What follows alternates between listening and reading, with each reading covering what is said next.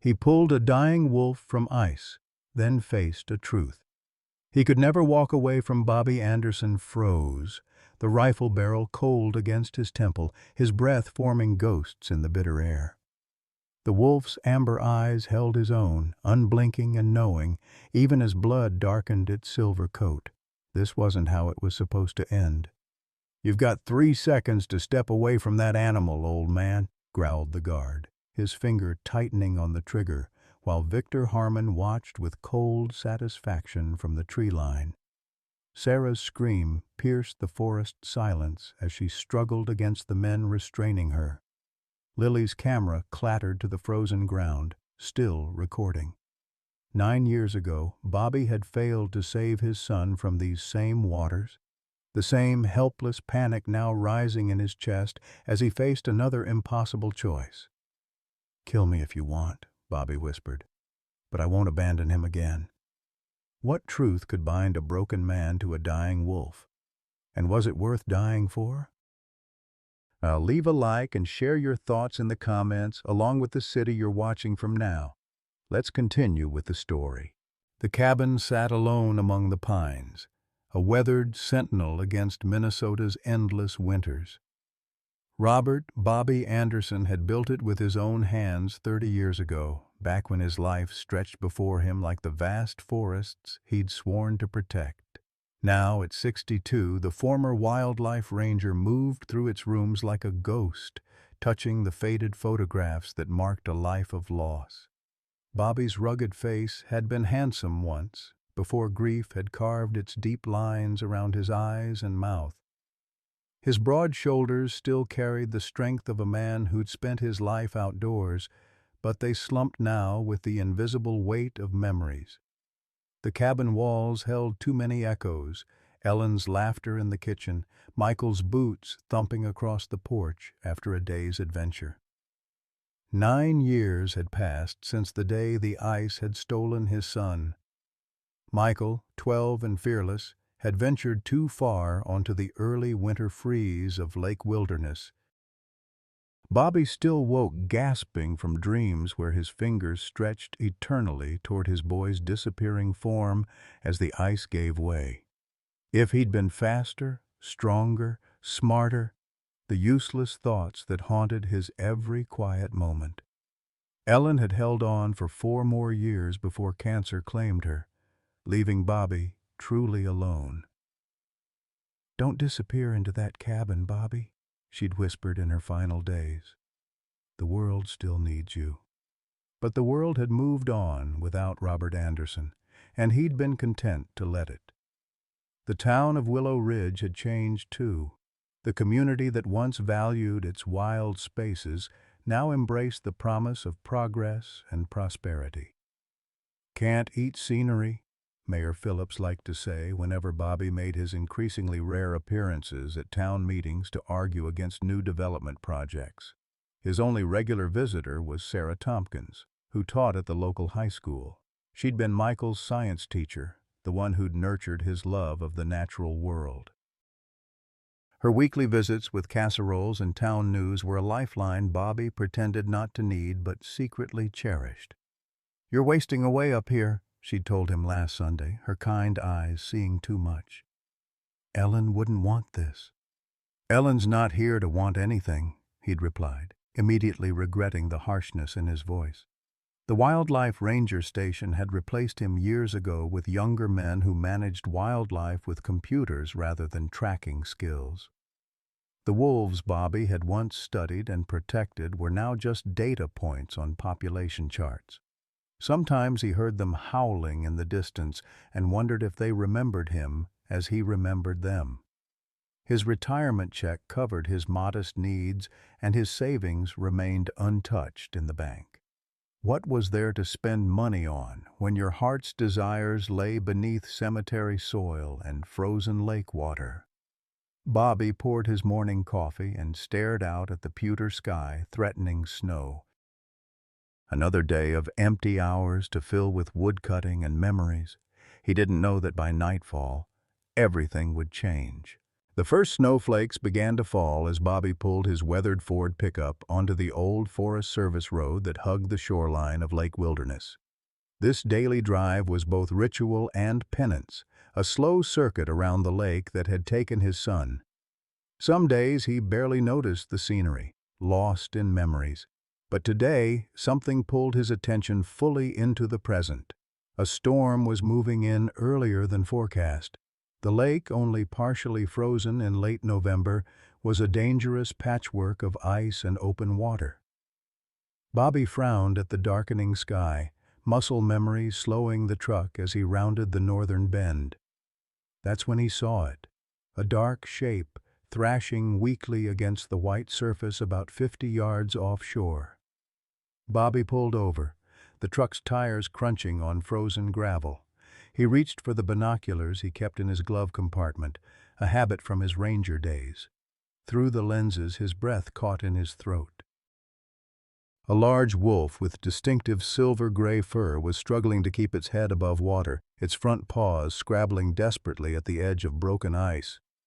"Jesus Christ," Bobby muttered, already reaching behind the seat for his emergency kit.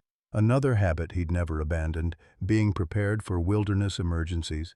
He grabbed the coil of rope, ice picks, and thermal blankets, shoving them into his backpack as he simultaneously punched in Sarah's number on his cell phone. "Bobby, everything okay?" Her voice carried the slight concern she always had when he called unexpectedly. "Wolf's gone through the ice on the north shore," he said tersely. "I'm going out. If you don't hear from me in an hour, call Thompson at the ranger station." "Bobby, wait." He ended the call, knowing she'd argue for caution, for following protocol, for calling the current wildlife team. There wasn't time. The wolf was weakening with each passing second. Bobby pulled on his heavy-duty waders and ice cleats, then reached into his truck's lockbox for the tranquilizer gun he technically shouldn't still have. His mind flashed to Michael, to those endless seconds of watching his son disappear beneath the ice while he was still too far away to reach him. He pushed the memory away. This time would be different. With practiced efficiency, Bobby secured a rope around his waist, anchoring the other end to his truck's winch.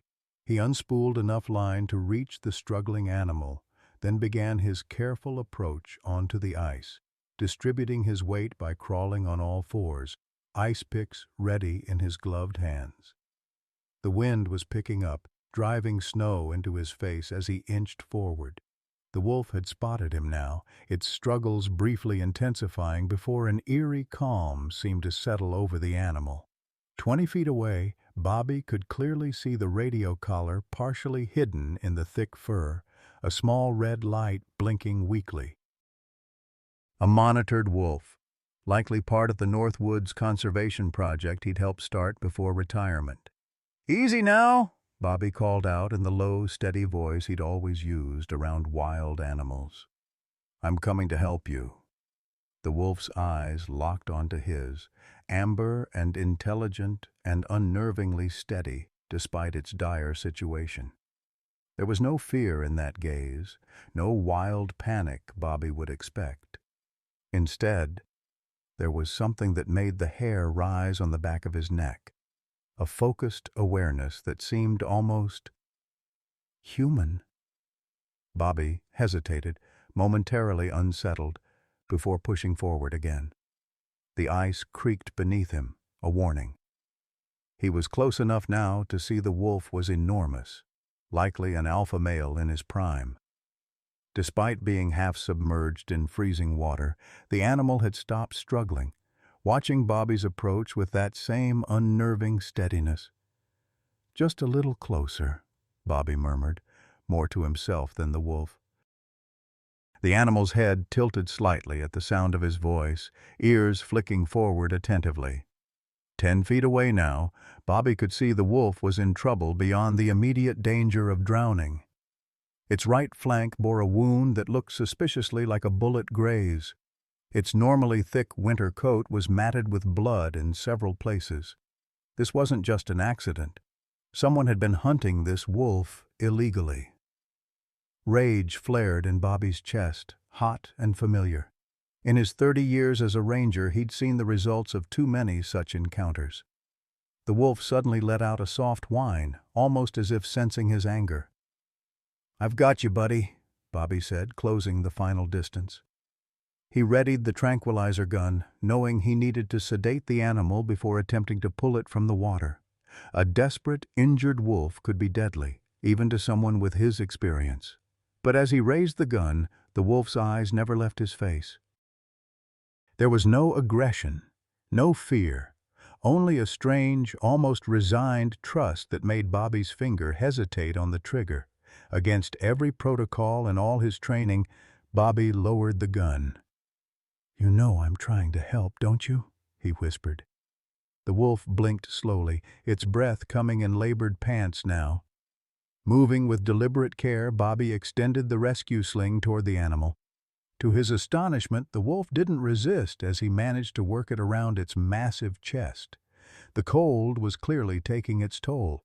The wolf's movements were becoming sluggish, its eyes heavy-lidded. "Stay with me," Bobby urged, beginning the delicate process of pulling the wolf onto solid ice without breaking through himself. The animal weighed at least 120 pounds, its waterlogged fur adding to the burden. Bobby's shoulders strained with the effort, old injuries protesting as he gradually hauled the wolf toward him. With one final heave, Bobby pulled the wolf fully onto the ice. The animal lay still, shivering violently, eyes now closed. Bobby quickly wrapped it in thermal blankets, working against time and dropping temperatures. Only then did he examine the collar more closely, reading the identification number stamped into the metal plate, W713. Bobby's hands went still. He knew this number. This wasn't just any wolf. "Shadow," he whispered, the name coming unbidden to his lips. 9 years ago, Bobby had personally radio-collared a remarkable wolf pup, the only survivor of a litter whose mother had been killed by poachers. Against all odds and protocols, Bobby had monitored the orphaned pup for weeks, expecting to find it dead until it was adopted by another pack.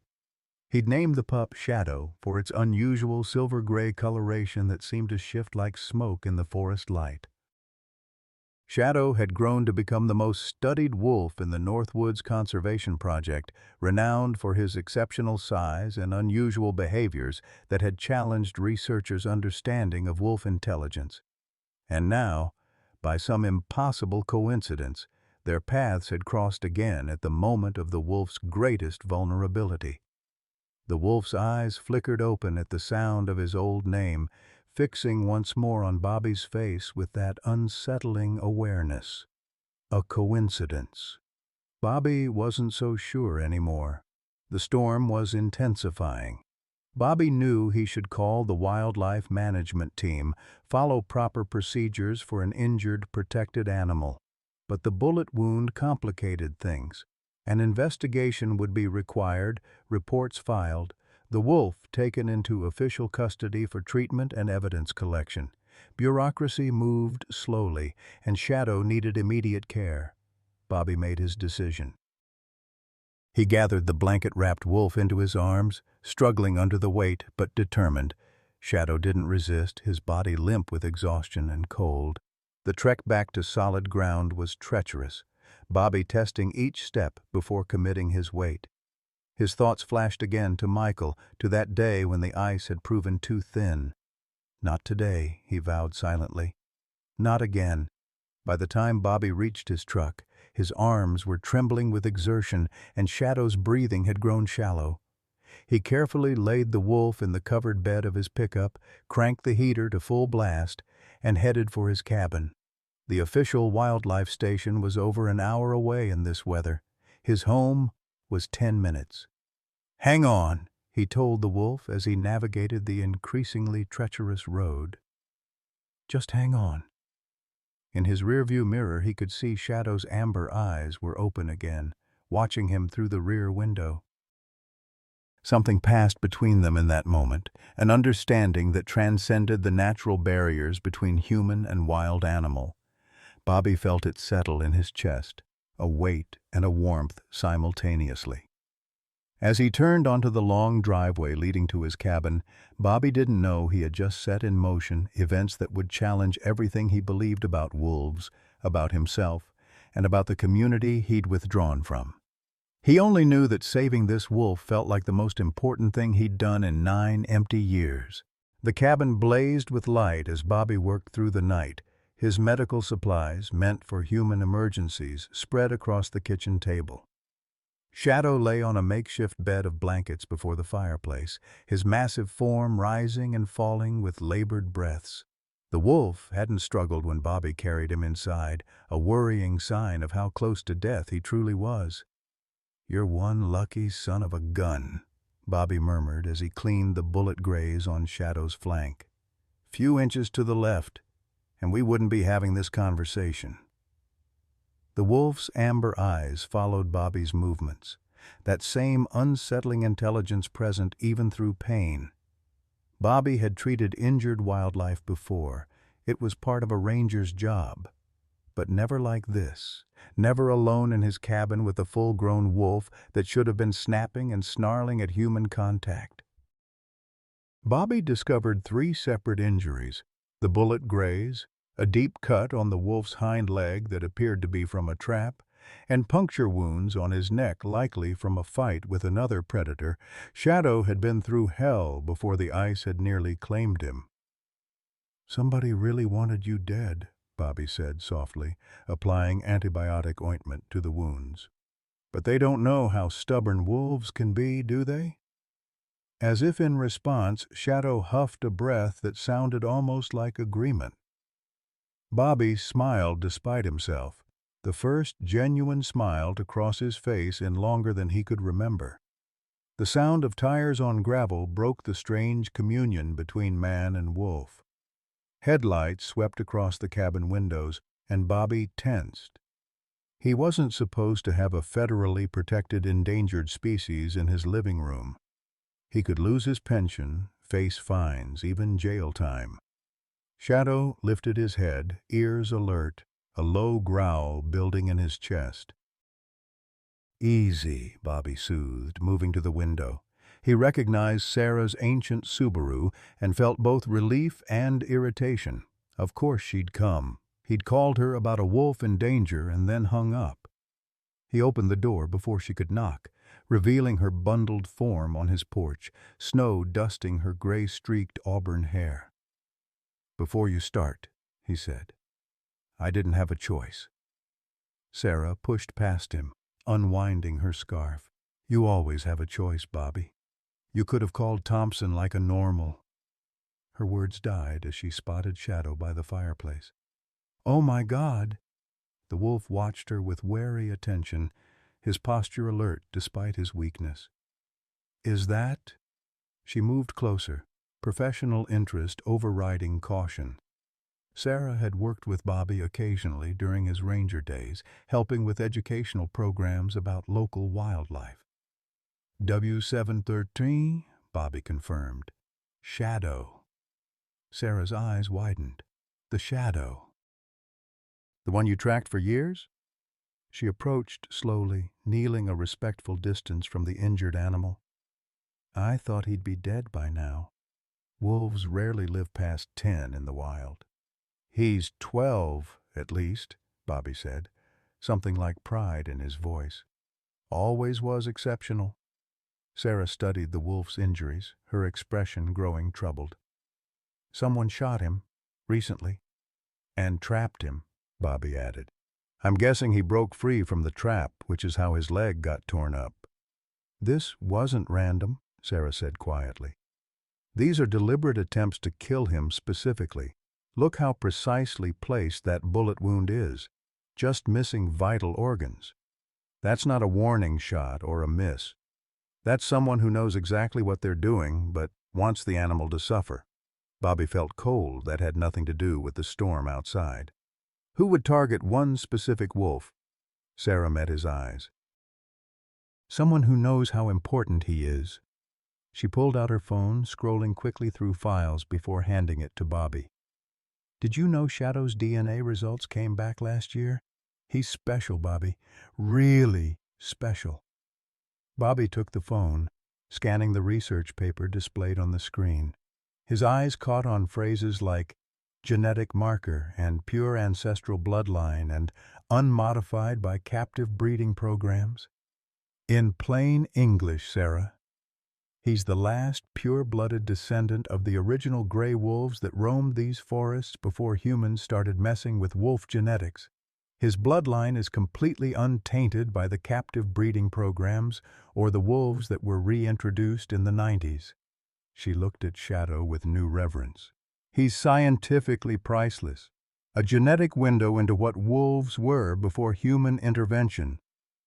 Bobby glanced at Shadow, who seemed to be following their conversation with unnerving focus. So someone wants him dead because he's genetically pure? Or they want his territory? Sarah took her phone back, pulling up a map. Shadow's pack controls this entire northern region. Their territory encompasses almost the entire area where Victor Harmon wants to build his resort, Bobby finished, the pieces clicking into place. If the wolves are gone, then the endangered species habitat protection goes with them. Sarah nodded grimly. The development gets fast-tracked.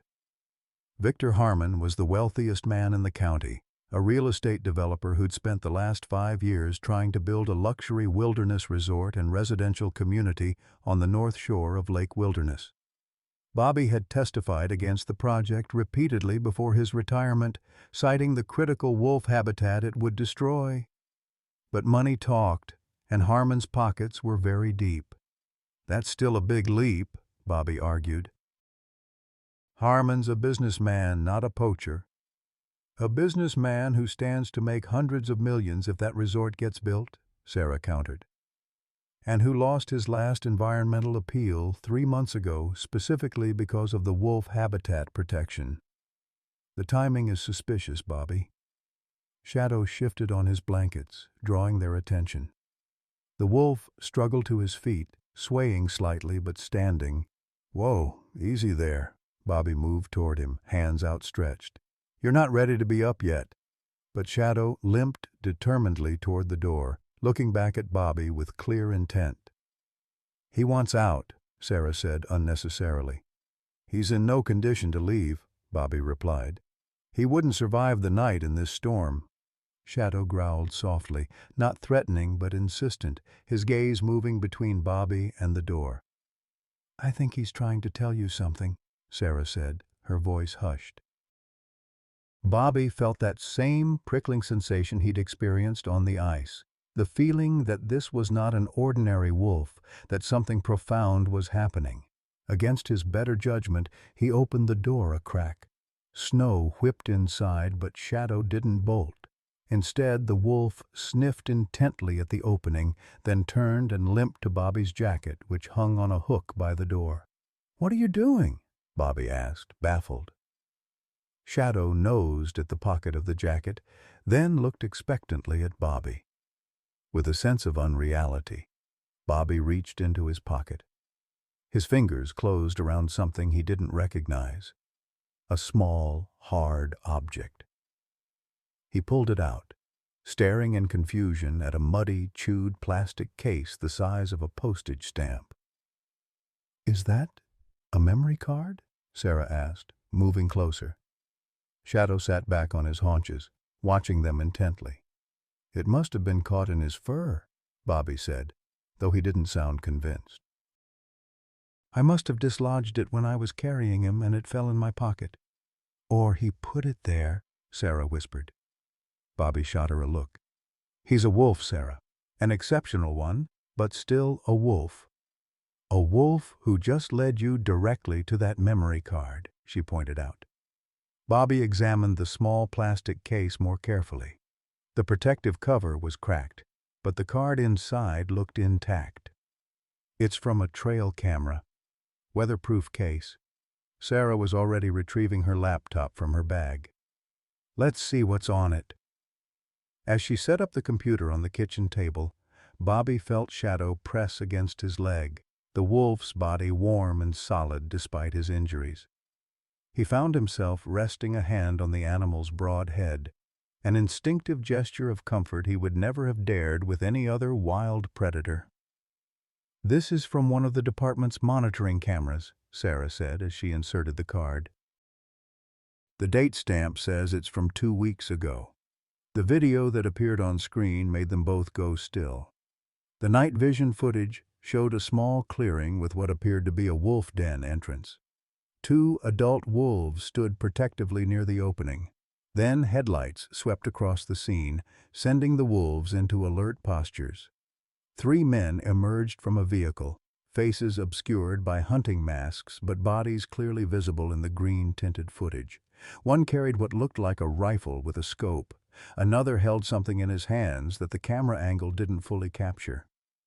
The wolves snarled warnings, placing themselves between the men and the den entrance. The man with the rifle gestured and his companions moved to flank the wolves. What happened next made Sarah gasp and Bobby curse under his breath. The third man had been holding wolf traps, which he now deployed with practiced skill. One of the wolves, a smaller female, was caught by the leg. Her agonized yelp carried clearly through the camera's microphone. The larger wolf, unmistakably Shadow by his distinctive size and coloration, launched himself at the man with the rifle. The camera caught the muzzle flash as the man fired, catching Shadow in the side. But the wounded wolf didn't fall. He tore into his attacker's arm before the other men could intervene. Chaos erupted. The men shouted, the injured wolf howled, and Shadow, despite his wound, managed to break free from the melee. The last clear image showed him turning back once, as if making sure the men's attention was on him and not the den, before disappearing into the trees. The men pursued, leaving the trapped female wolf struggling on the ground. The video continued for another 30 seconds before new headlights appeared and the scene was suddenly flooded with bright light. The camera adjusted, revealing a large black SUV. A tall figure emerged, his face clearly visible in the vehicle's lights. "Victor Harmon," Sarah breathed. Bobby leaned closer, watching as Harmon surveyed the scene with cold calculation. He spoke briefly to the returning men, gesturing at the trapped wolf. One of the men raised his rifle. The video ended abruptly. Bobby and Sarah sat in stunned silence. Shadow had moved to the window, looking out into the storm as if he could see beyond it to his territory. "He led them away from the den," Bobby finally said. "He sacrificed himself to protect his pack. And somehow managed to grab the memory card in the process," Sarah added, still staring at the blank screen. "But why bring it to you specifically?" Bobby didn't answer. He was remembering the countless hours he'd spent tracking and observing Shadow over the years, the odd moments when he'd swear the wolf had acknowledged his presence in ways no wild animal should. Had that created some kind of connection? "We have evidence now," he said instead, focusing on the practical. "We can take this to the authorities." "Evidence of what, exactly?" Sarah challenged. "Poaching, yes. But we can't prove that's Victor Harmon ordering the kill. His face appears after the shooting. It's enough to warrant an investigation, which will take weeks, if not months. Harmon's construction begins in 3 days, Bobby. Once they break ground, the environmental protections are much harder to enforce." Shadow turned from the window, limping back to them. He stood before Bobby, their eyes level with Bobby seated at the table. That penetrating amber gaze seemed to ask a question. "I'm done sitting on the sidelines," Bobby said quietly, more to the wolf than to Sarah. "It's time I remembered who I am." Shadow huffed softly, as if in approval. "What are you going to do?" Sarah asked. Bobby reached for his old ranger jacket, straightening it with newfound purpose. "First, I'm going to make sure this big fella heals up. Then we're going to find his pack, what's left of it. And then," his voice hardened, "we're going to stop Victor Harmon." His phone rang, the sound startling in the quiet cabin. The caller ID showed a number he didn't recognize. "Hello? "Is this Robert Anderson?" A young female voice, vaguely familiar. "Yes, who's calling?" "It's Lily. Lily Anderson." A pause. "Your granddaughter." Bobby's hand tightened on the phone. Ellen's daughter from her first marriage had a daughter of her own, a girl Bobby had met only twice, years ago. "Lily? What's wrong? Is your mother—" "Mom's fine," the voice rushed to assure him. "But I'm sort of at the bus station in Willow Ridge. I was wondering if you could pick me up." Bobby exchanged a bewildered look with Sarah. "The bus station? What are you doing in Willow Ridge?" "It's a long story," Lily said. "But basically, Mom and Kevin are moving to Australia for his job, and I didn't want to go, and you're my only other family, so—" Bobby closed his eyes, absorbing this unexpected complication.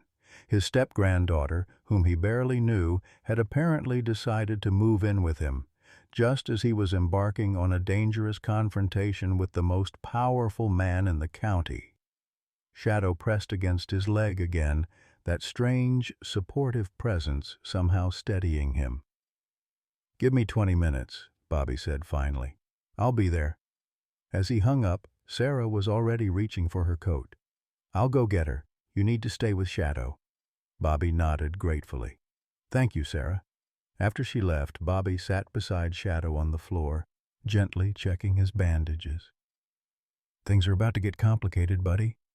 The wolf rested his massive head on Bobby's knee, those intelligent eyes fixed on his face. "I don't know what you are," Bobby whispered, "or how you knew to come to me. But I promise you this, I won't let you down. Not like—" he swallowed hard. "Not like I let Michael down." Outside, the storm began to ease, the wind dying down as the snow continued to fall in gentle silence. In 3 days, bulldozers would arrive to begin destroying critical wolf habitat. In 20 minutes, a teenage girl Bobby barely knew would enter his carefully isolated life. And between these new responsibilities, a 12-year-old wolf with ancient blood and inexplicable intelligence watched him with eyes that seemed to see directly into his soul. The turning point had arrived. There was no going back. Bobby woke at dawn to find Shadow standing at the cabin door, his injuries visibly improved after just 1 night of rest. The wolf's remarkable recovery would have surprised Bobby if he hadn't spent years documenting this particular animal's exceptional resilience. Shadow turned to look at him, that now familiar intentness in his amber gaze. "Give me a minute," Bobby muttered, glancing toward the small guest room where Lily was still sleeping. His granddaughter's arrival the previous night had been awkward at best. At 17, Lily Anderson was all sharp edges and careful distance, her dyed black hair and multiple ear piercings a stark contrast to the little girl he vaguely remembered from Ellen's funeral. She'd offered little explanation beyond what she'd said on the phone. Her mother and stepfather were moving to Australia, and she'd refused to go. Somehow, this had translated to showing up unannounced at the bus station near his cabin with 2 duffel bags and a backpack. "It's just until graduation," she'd said, not quite meeting his eyes. 6 months. Then I'm going to college and out of everyone's hair." Bobby had shown her to the spare room, made a clumsy offer of tea that she'd declined, and retreated to give her space. He'd found himself wishing Ellen were here. She'd know how to talk to this strange young woman who carried her blood. All Bobby knew was wolves and wilderness, not teenage girls. Shadow huffed impatiently, drawing Bobby back to the present. The wolf clearly wanted outside, and Bobby couldn't deny him forever. He pulled on his boots and coat, then carefully opened the door, stepping out onto the porch with Shadow following closely. The storm had passed, leaving behind a transformed landscape of pristine white. The early morning sun sparkled off the snow, the air so clear and cold it hurt to breathe. Shadow limped down the porch steps, his silver coat gleaming against the white backdrop. Bobby expected him to disappear into the forest, to return to what remained of his pack now that he was strong enough to travel. Instead, Shadow stopped at the edge of the clearing, looking back expectantly. "You want me to follow you?" Bobby asked quietly. The wolf waited, unmoving. With a sense of crossing some invisible threshold, Bobby stepped off the porch and followed. They moved slowly through the forest, Shadow setting a deliberate pace that accommodated both his own injuries and Bobby's stiff knees. The wolf seemed to be following a specific route, stopping occasionally to ensure Bobby was still behind him. After about 20 minutes, they reached a small rise overlooking the lake. Shadow stopped, sitting back on his haunches, his attention fixed on something in the distance. Bobby followed his gaze and felt his breath catch. Across the lake, on the far shore, heavy equipment was already being positioned. Even from this distance, Bobby could make out the distinctive yellow of bulldozers and excavators. Harmon wasn't waiting for his official start date. He was getting everything in place early. "Bastards jumping the gun," Bobby muttered. Shadow growled softly in what seemed like agreement. Then the wolf rose and changed direction, heading east along a ridge that would eventually circle toward the area where the equipment was gathering. Bobby followed, understanding now. Shadow was showing him Harmon's operation. They traveled another mile before the wolf suddenly froze, ears forward, body tense. Bobby instinctively dropped into a crouch, following the animal's gaze. Through the trees ahead, he could make out a small encampment, several large tents and a few pickup trucks. Men moved around a central fire pit where breakfast appeared to be cooking. "Harmon's security team," Bobby whispered, recognizing the paramilitary setup from his days dealing with illegal hunting operations. These weren't ordinary construction workers. Shadow circled wide around the camp, leading Bobby to a vantage point where they could observe unseen. From this new angle, Bobby could see that the men were heavily armed, not with standard hunting rifles but with tactical weapons that had no place in a construction site or hunting expedition. "What the hell are you up to, Harmon?" Bobby breathed. Shadow nudged his hand, then continued along the ridge. They followed it for another half-mile before the wolf stopped again, this time at the edge of a small clearing. Here, Shadow's demeanor changed dramatically. He lowered his head, a rumble building in his chest, his eyes fixed on the ground before them. Bobby moved forward cautiously, then stopped as he registered what he was seeing. The earth had been recently disturbed, a large area dug up and then roughly covered again. Around the edges of this makeshift grave, tufts of gray and black fur caught the morning light. His stomach turned as he knelt to examine the site more closely. Carefully brushing away some of the loose dirt, he revealed what he'd feared: the partially buried remains of wolves. At least 3 adults and what looked like 2 half-grown pups. "Jesus," Bobby whispered, genuine grief washing through him. These weren't just any wolves. This was Shadow's pack, his family. Shadow stood beside him, his body trembling slightly, a low, mournful sound escaping his throat. Bobby had heard wolves howl in grief before, but never like this, a sound so heavy with sorrow it seemed to physically weigh the air around them. "I'm sorry," Bobby said softly, resting his hand on the wolf's shoulder. "I'm so sorry." They remained there for several long minutes, man and wolf united in silent mourning. Then Shadow raised his head, his demeanor changing again. He sniffed the air intently, ears swiveling toward the east. Before Bobby could react, Shadow was moving again, this time with renewed urgency despite his injuries. The wolf led him down from the ridge, through a dense stand of pines, toward a small ravine Bobby knew well from his tracking days. It was a natural shelter, protected from the wind and easily defensible, an ideal secondary den site for a wolf pack facing danger. Shadow stopped at the edge of the ravine, letting out a soft, distinctive bark, a sound Bobby recognized as the pack greeting call, the way an alpha announced its return to the group. For several heartbeats, there was only silence. Then, incredibly, an answering bark echoed from below. Shadow immediately scrambled down the slope, moving faster than his injuries should have allowed. Bobby followed more carefully, his heart pounding with a wild hope he hardly dared acknowledge. At the bottom of the ravine, a small opening was visible among the rocks, a natural cave entrance partially concealed by fallen branches and dead leaves. Shadow disappeared inside without hesitation. Bobby approached slowly, unsure of what reception awaited a human in a wolf den. A soft whine from inside drew him forward. Bobby crouched, peering into the darkness. As his eyes adjusted, he made out Shadow's form, and beside him, pressed close for warmth, were two wolf pups, no more than 6 months old.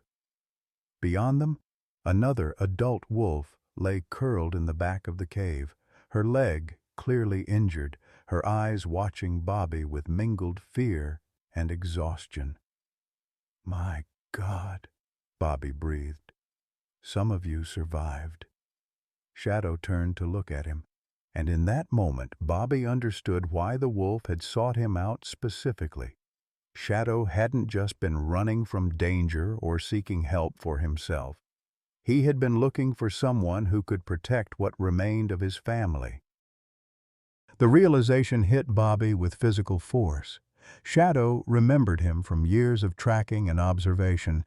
Somehow, the wolf had recognized Bobby as someone who had never harmed him, someone who had protected wolves throughout his career.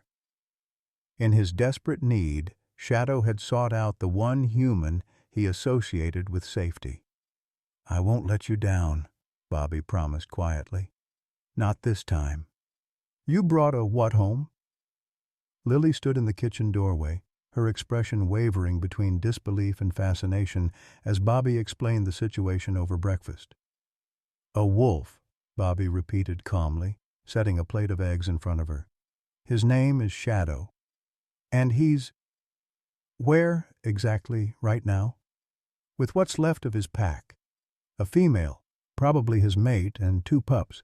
They're hidden about 2 miles east of here." Lily shook her head slowly.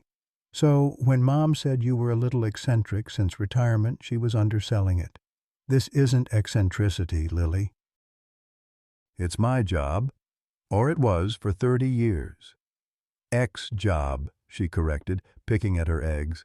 "And I'm pretty sure harboring endangered wolves is illegal even for current rangers." Bobby couldn't argue with that. Sometimes doing the right thing means breaking the rules. Something flickered in Lily's eyes, a brief moment of connection. "Yeah, I know about that." Before Bobby could pursue that opening, the sound of tires on gravel announced Sarah's return. She'd left last night after helping get Lily settled, promising to gather whatever information she could about Harmon's accelerated timeline. "Morning," Sarah called as she entered, bringing the crisp outdoor air with her. She stopped short at the sight of Lily at the table. "Oh, hello again." "Hi," Lily responded, immediately retreating behind her wall of teenage reserve. Sarah set a stack of papers on the table. "I've got news, and none of it's good. Harmon somehow got the start date moved up. They're beginning preliminary clearing today." "I know," Bobby said. "Shadow showed me the equipment this morning." Sarah raised an eyebrow. "Shadow showed you?" "We took a walk," Bobby said, not elaborating. "He also showed me where they buried most of his pack." Sarah's expression sobered. "How many?" "At least 5, but 3 survived, a female and 2 pups. They're hidden in the old ravine den." "Wait," Lily interrupted. "Are you saying this wolf deliberately led you to these places? Like on purpose?" "Yes," Bobby said simply. "That's not how wolves behave," Lily said, a hint of her mother's pragmatism showing through. "I took AP biology. Wolves are intelligent, but they don't seek out humans for help or lead them places intentionally." "Most wolves don't," Sarah agreed.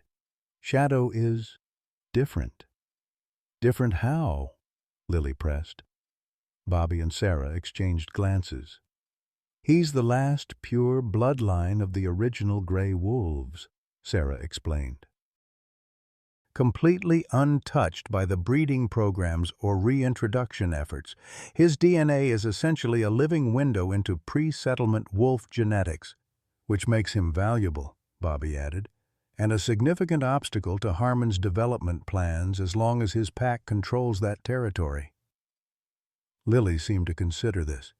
So this Harmon guy is killing wolves to get them out of the way of his luxury resort?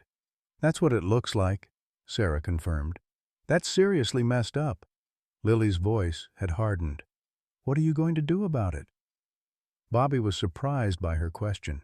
Not, what are they going to do, but, what are you going to do?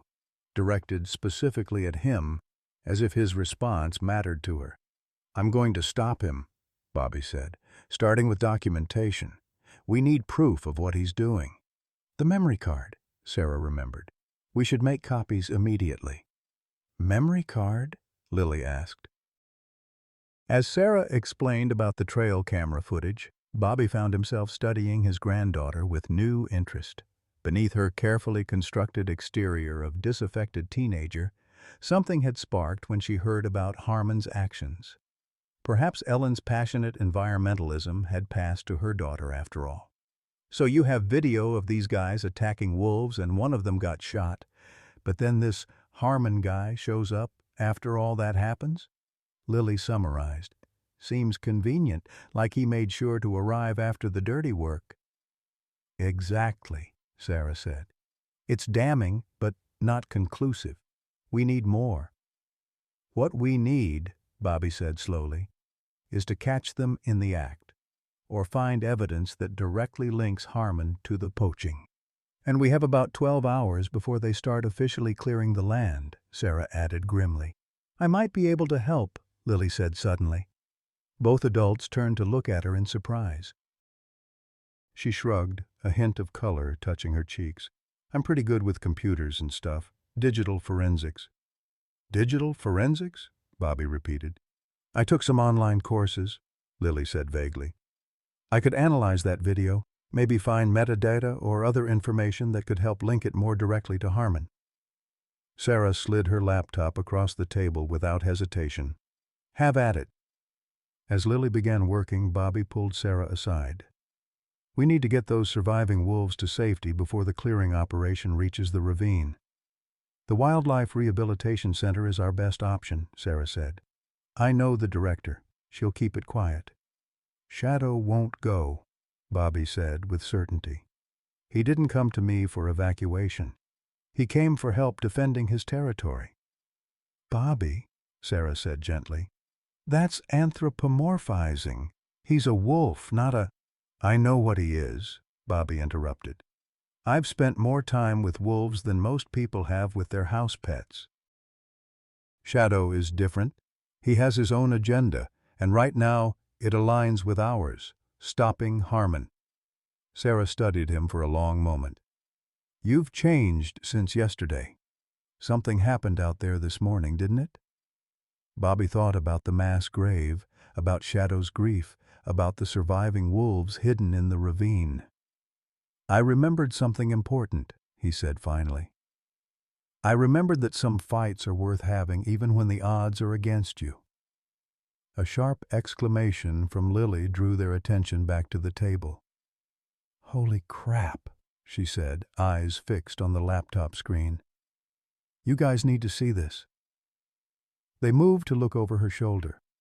Lily had enhanced and enlarged a section of the video frame showing Harmon's arrival at the scene. Look at his hand, she said, pointing to a barely visible object Harmon was holding. That's a GPS tracking device, the exact same model used on wildlife radio collars. He was tracking Shadow, Bobby realized. Specifically targeting him. There's more, Lily continued, pulling up what looked like code on another window. The metadata shows this camera was tampered with. Someone accessed it remotely and tried to delete this footage, but only corrupted it instead. That's why it ends so abruptly. Can you trace who accessed it? Sarah asked. Lily's fingers flew across the keyboard. IP address traces back to Northwoods Development Corporation. That's Harmon's company, right? Bobby and Sarah exchanged significant looks. That's direct evidence of tampering with government wildlife monitoring equipment, Sarah said. A federal offense. It's still not enough to stop the development completely, Bobby pointed out. We need more. Then, let's get more, Lily said, a determined gleam in her eye that reminded Bobby powerfully of Ellen. What's our next move? Before Bobby could answer, his phone rang. The caller ID showed a number he didn't recognize. Hello? Mr. Anderson? The voice was male, smooth and cultured. This is Victor Harmon. I believe we should talk. Bobby's grip tightened on the phone. How did you get this number, Harmon? Small communities, Mr. Anderson. Everyone knows everyone. The voice remained pleasant, but Bobby could hear the steel beneath it. I understand you've recently taken an interest in my development project. I've been interested in protecting that land for 30 years, Bobby replied evenly, long before you showed up with your bulldozers. Yes, your reputation precedes you, the dedicated ranger, so committed to his wolves. A pause. I'm calling to offer you a job, Mr. Anderson. Of all the things Bobby had expected, that wasn't one of them. A job, he repeated flatly. A consulting position with Northwoods Development. 6 figures annually plus benefits. Your expertise would be invaluable in ensuring our resort maintains harmony with the natural environment. You want to buy me off, Bobby translated. I want to utilize your knowledge constructively, Harmon corrected smoothly, rather than having us work at cross purposes. And the wolves? What happens to them in this arrangement? Conservation is expensive, Mr. Anderson. With proper funding, which my project will provide, the wolves can be relocated to suitable habitat elsewhere. Everyone wins.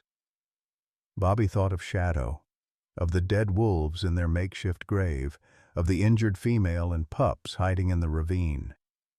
Relocation isn't an option for established packs, especially those with territorial bonds going back generations. You know that. What I know, Harmon's voice cooled, is that progress is inevitable. The only question is whether you'll benefit from it or be crushed beneath it. You have until tomorrow morning to consider my offer. I don't need until morning, Bobby began, but the line had already gone dead. He looked up to find both Sarah and Lily watching him intently. He offered you a job, didn't he? Sarah asked. That's his standard first move. Bobby nodded. 6 figures to look the other way. What a creep, Lily muttered, turning back to the laptop. It means he's worried, Sarah pointed out. He wouldn't bother trying to neutralize you if he wasn't concerned about what you might do. Or what I might already know, Bobby added. He moved to the window, looking out toward the forest where Shadow had disappeared that morning. He specifically mentioned the wolves. I think he knows Shadow survived. How would he know that? Lily asked without looking up from the screen. Good question, Bobby said. Unless, Sarah followed his thinking immediately. Unless he's still tracking him. The collar. Bobby grabbed his coat. I need to find Shadow, now. What about the collar? Lily asked, finally looking up. It needs to be removed or disabled, Bobby explained, checking to make sure he had his multi-tool in his pocket. If Harmon can track Shadow, he can find the surviving wolves. I'm coming with you, Sarah said immediately. Me too, Lily added, already closing the laptop. Bobby started to object, then stopped himself. He'd spent 9 years pushing people away, handling everything alone. Look where that had gotten him. Dress warm, he said instead, and move quietly. We don't know who else might be in those woods. As they prepared to leave, Bobby found himself glancing at the photographs on his mantel. Ellen smiling from their fishing boat, Michael proudly holding his first catch. For the first time in years, he didn't feel the crushing weight of grief when he looked at their faces. Instead, he felt something like purpose, something like hope. I'm remembering, he whispered to their images. I'm remembering who I am. Outside, the morning sun had climbed higher, glittering off the snow-covered landscape. In the distance, the faint sound of heavy machinery echoed across the frozen lake. Time was running short. The battle for Shadow's territory, and perhaps for Bobby's soul, had begun. They found Shadow waiting for them at the edge of Bobby's property, as if he'd known they would come. The wolf's amber eyes swept over the three humans, lingering briefly on Lily with what Bobby could only interpret as curiosity. Then Shadow turned and began moving through the trees, setting a pace his human companions could follow despite the deep snow. "This is surreal," Lily muttered, pulling her borrowed hat lower against the cold. "He really does seem to know exactly what he's doing." "Shadow was always exceptional," Sarah said quietly. "Even among alphas, he stood apart. The research team documented behaviors in him that challenged a lot of what we thought we knew about wolf cognition." Bobby said nothing, his attention focused on the silver-gray form moving ahead of them. He'd spent decades observing wolves, but this strange communion with Shadow, was beyond his experience. The wolf was leading them northwest, away from the ravine where his surviving pack members were hidden, toward the area where Harmon's equipment was gathering.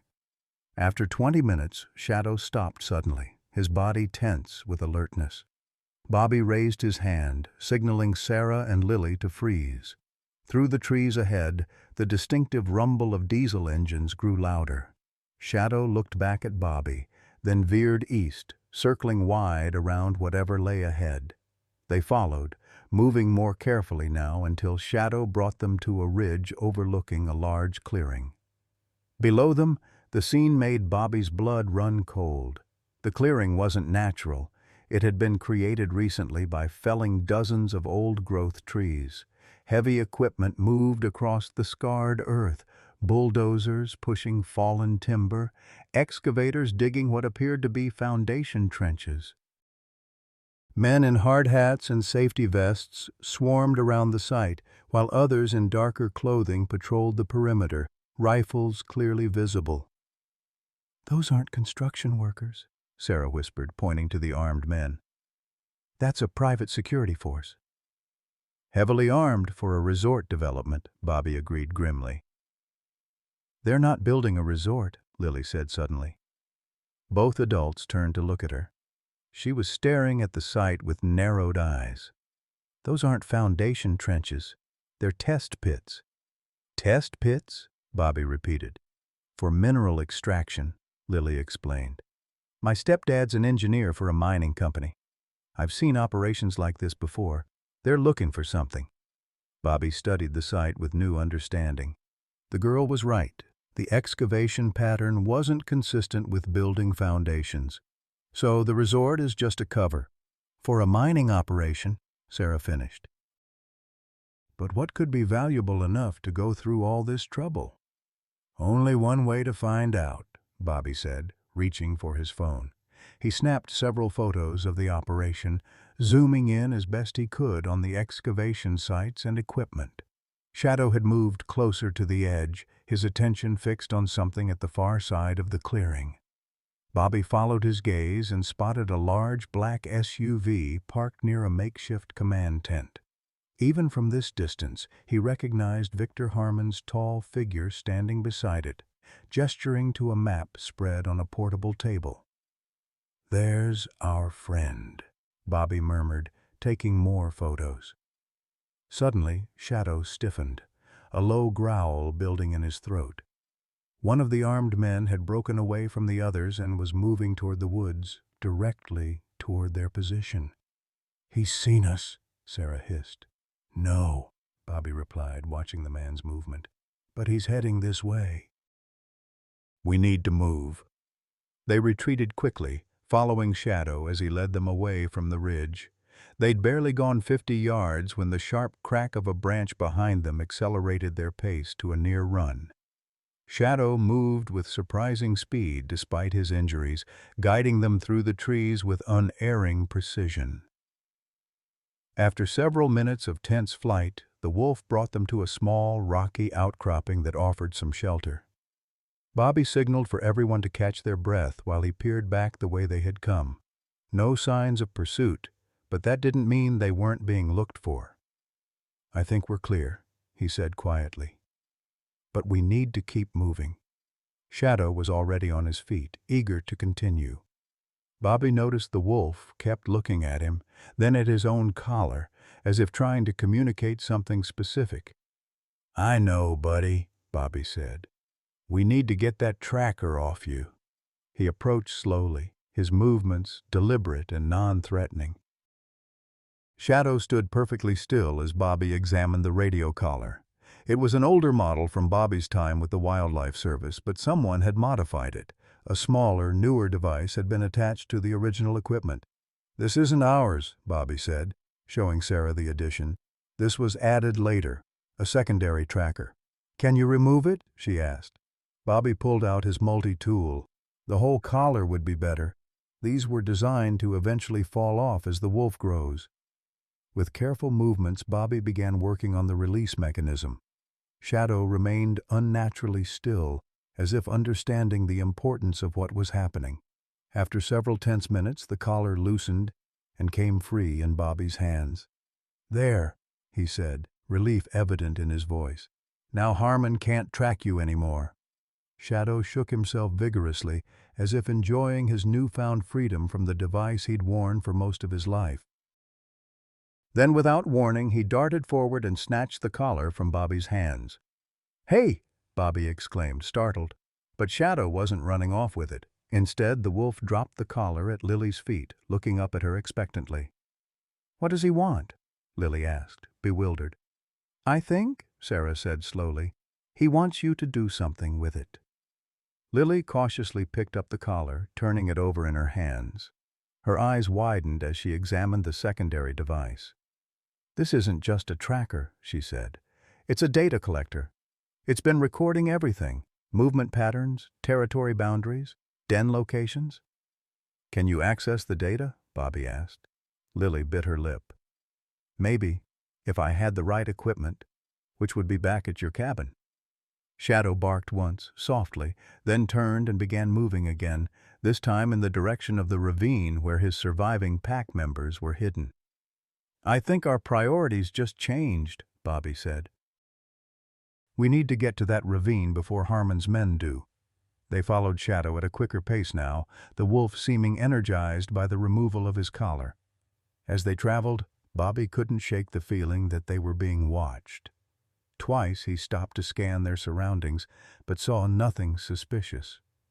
When they reached the ravine, Shadow bounded ahead, disappearing into the small cave entrance.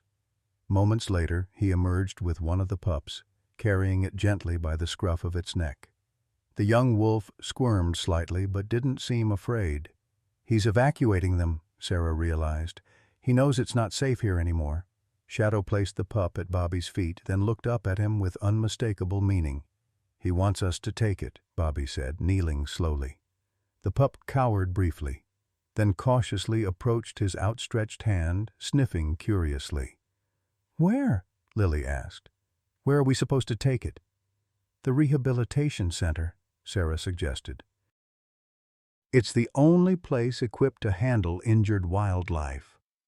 Shadow disappeared back into the cave, emerging moments later with the second pup.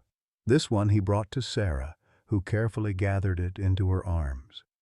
"What about the female?" Bobby asked. Shadow's demeanor changed, a low whine escaping him as he looked back at the cave entrance. Bobby understood immediately. The injured female was in no condition to be moved. "I need to see her," he said, moving toward the cave. Shadow didn't object, following close behind. Inside, the injured wolf lay on her side, her breathing labored. In the dim light filtering through the entrance, Bobby could see her wounds were severe. A deep gash across her flank and what appeared to be a bullet wound in her shoulder. Her eyes opened as Bobby approached, a low, warning growl rumbling in her throat. "Easy," Bobby soothed, keeping his movements slow and non-threatening. "I'm here to help." Shadow moved past him, settling beside his mate with a gentle nuzzle. The female's growl subsided, though her eyes remained fixed warily on Bobby. After a careful examination, Bobby's heart sank. The female's wounds were infected, her condition critical. She needed immediate veterinary care. "We need a transport crate and medical supplies," he told Sarah when he emerged from the cave. "She won't survive much longer without intervention." "I'll call Dr. Michaels at the rehab center," Sarah said, already reaching for her phone. "She can meet us halfway with supplies." As Sarah made the call, a distant sound caught Bobby's attention, the rhythmic thump of helicopter rotors. He looked up, scanning the sky through the trees, and spotted a black helicopter moving low over the forest less than a mile away. "They're searching for something," he said grimly, "and I think we know what." "Or who," Lily added, clutching the wolf pup closer to her chest. The helicopter was moving in a grid pattern, systematically covering the area where Shadow's territory would be. Without the tracking collar, they'd be searching blind, but that wouldn't stop them for long. "We need to move," Bobby decided. "Now, back to the cabin. We'll regroup there and figure out our next steps." As they prepared to leave, Shadow emerged from the cave one final time. He stood beside Bobby, looking up at him with those intelligent amber eyes that seemed to convey so much more than any wolf should be capable of. "What about you?" Bobby asked softly. "Are you coming with us?" For answer, Shadow looked toward the sound of the helicopter, a low growl building in his throat. Then he turned and loped into the forest, not toward Bobby's cabin, but back in the direction of the clearing where Harmon's operation was underway. "Shadow!" Bobby called after him, but the wolf was already gone, a silver ghost disappearing among the trees. "He's going back to the development site," Sarah said, bewildered. "Why would he do that?" "Diversion," Bobby realized. "He's drawing their attention away from us and from his pack." "But they'll kill him if they catch him," Lily protested. "They have to catch him first," Bobby said, a grim pride in his voice. "And Shadow knows these woods better than any human ever could." The helicopter's sound grew louder, forcing them to delay further discussion. With the wolf pups secured in their arms, they began making their way back toward Bobby's property, moving carefully to avoid detection from above. They were less than a mile from the cabin when Bobby spotted movement through the trees ahead, human figures moving with tactical precision. He signaled for Sarah and Lily to freeze, then slowly eased them behind a fallen log for cover. Through the underbrush, Bobby counted at least 4 men in dark clothing, armed with rifles equipped with scopes. They were moving in a search pattern, clearly looking for something or someone. "Harmon's security team," Bobby whispered. "They're between us and the cabin." "What do we do?" Lily asked, fear evident in her voice despite her effort to control it. Bobby's mind raced through their options, none of them good. They couldn't outrun armed men, especially not while carrying wolf pups. They couldn't circle back to the ravine, which was likely being searched as well. And they couldn't stay hidden forever. The decision was made for them when the wolf pup in Lily's arms let out a high-pitched whine. The sound, though small, carried in the winter stillness. Immediately, the men's heads turned in their direction. "Contact!" one of them shouted. 3 o'clock, about 50 yards. "Run!" Bobby ordered, surging to his feet. "Head for the old ranger station. It's half a mile east. Go!" Sarah grabbed Lily's arm, pulling her up. "What about you?" "I'll lead them away," Bobby said, already moving in the opposite direction. "Meet you there." Before they could protest, Bobby broke cover, deliberately making as much noise as possible. "Hey!" he shouted at the armed men. "Looking for someone?" The men immediately gave chase, just as Bobby had intended. He ran hard, ignoring the protest of his aging knees, leading them away from Sarah and Lily's escape route. Behind him, he could hear their pursuers gaining ground. He'd bought time for the others, but at a cost. Bobby crashed through the underbrush, no longer trying to be quiet, fully committed to his role as decoy. He'd led them about a quarter-mile from where he'd left Sarah and Lily when his foot caught on a hidden root, sending him sprawling into the snow. Before he could regain his feet, the armed men were on him. Rough hands hauled him upright, shoving him against a tree trunk, a rifle barrel pressed against his chest. "Robert Anderson," one of the men said, his voice coldly professional. "Mr. Harmon would like to speak with you." "I'll bet he would," Bobby replied, struggling to catch his breath. "Tell him I'm not interested in his job offer." The man's mouth tightened. "It's no longer a request. Where's the wolf?" "What wolf?" Bobby asked innocently. The response was a swift blow to his stomach that doubled him over. As he gasped for breath, the leader of the group spoke into a radio. "We've got Anderson. No sign of the target or the others." A voice crackled back, one Bobby recognized immediately as Victor Harmon's. "Bring him to the site. He'll lead us to what we want." The men zip-tied Bobby's hands behind his back and marched him through the forest toward the development site. As they walked, Bobby focused on keeping track of their route and estimating how much time he'd bought for Sarah and Lily. If they moved quickly, they should reach the old ranger station soon. From there, they could call for help. The thought provided little comfort as Bobby was pushed into the clearing where Harmon's operation was in full swing. The devastation was even more apparent up close. Ancient trees toppled like matchsticks, the rich forest soil torn up by heavy equipment. This land that Bobby had protected for decades was being systematically destroyed before his eyes. Victor Harmon stood waiting beside his black SUV, tall and imposing in an expensive coat that seemed out of place in the wilderness. His silver hair was perfectly styled, his face handsome in a cold, patrician way. He might have stepped from the pages of a business magazine rather than a construction site in the northern woods. "Mr. Anderson," Harmon greeted him with false warmth. "I was hoping we could continue our conversation in person." "Not much to talk about," Bobby replied. "You're destroying protected habitat and illegally hunting endangered species." "Pretty straightforward." Harmon smiled thinly. "Always the dedicated conservationist. Some might call it admirable if it weren't so inconvenient." "What are you really after, Harmon?" Bobby demanded. "This isn't about a resort." Something flickered in Harmon's eyes, surprise, quickly masked. "You're more observant than I gave you credit for," he acknowledged. "But it changes nothing. Progress is inevitable, Mr. Anderson.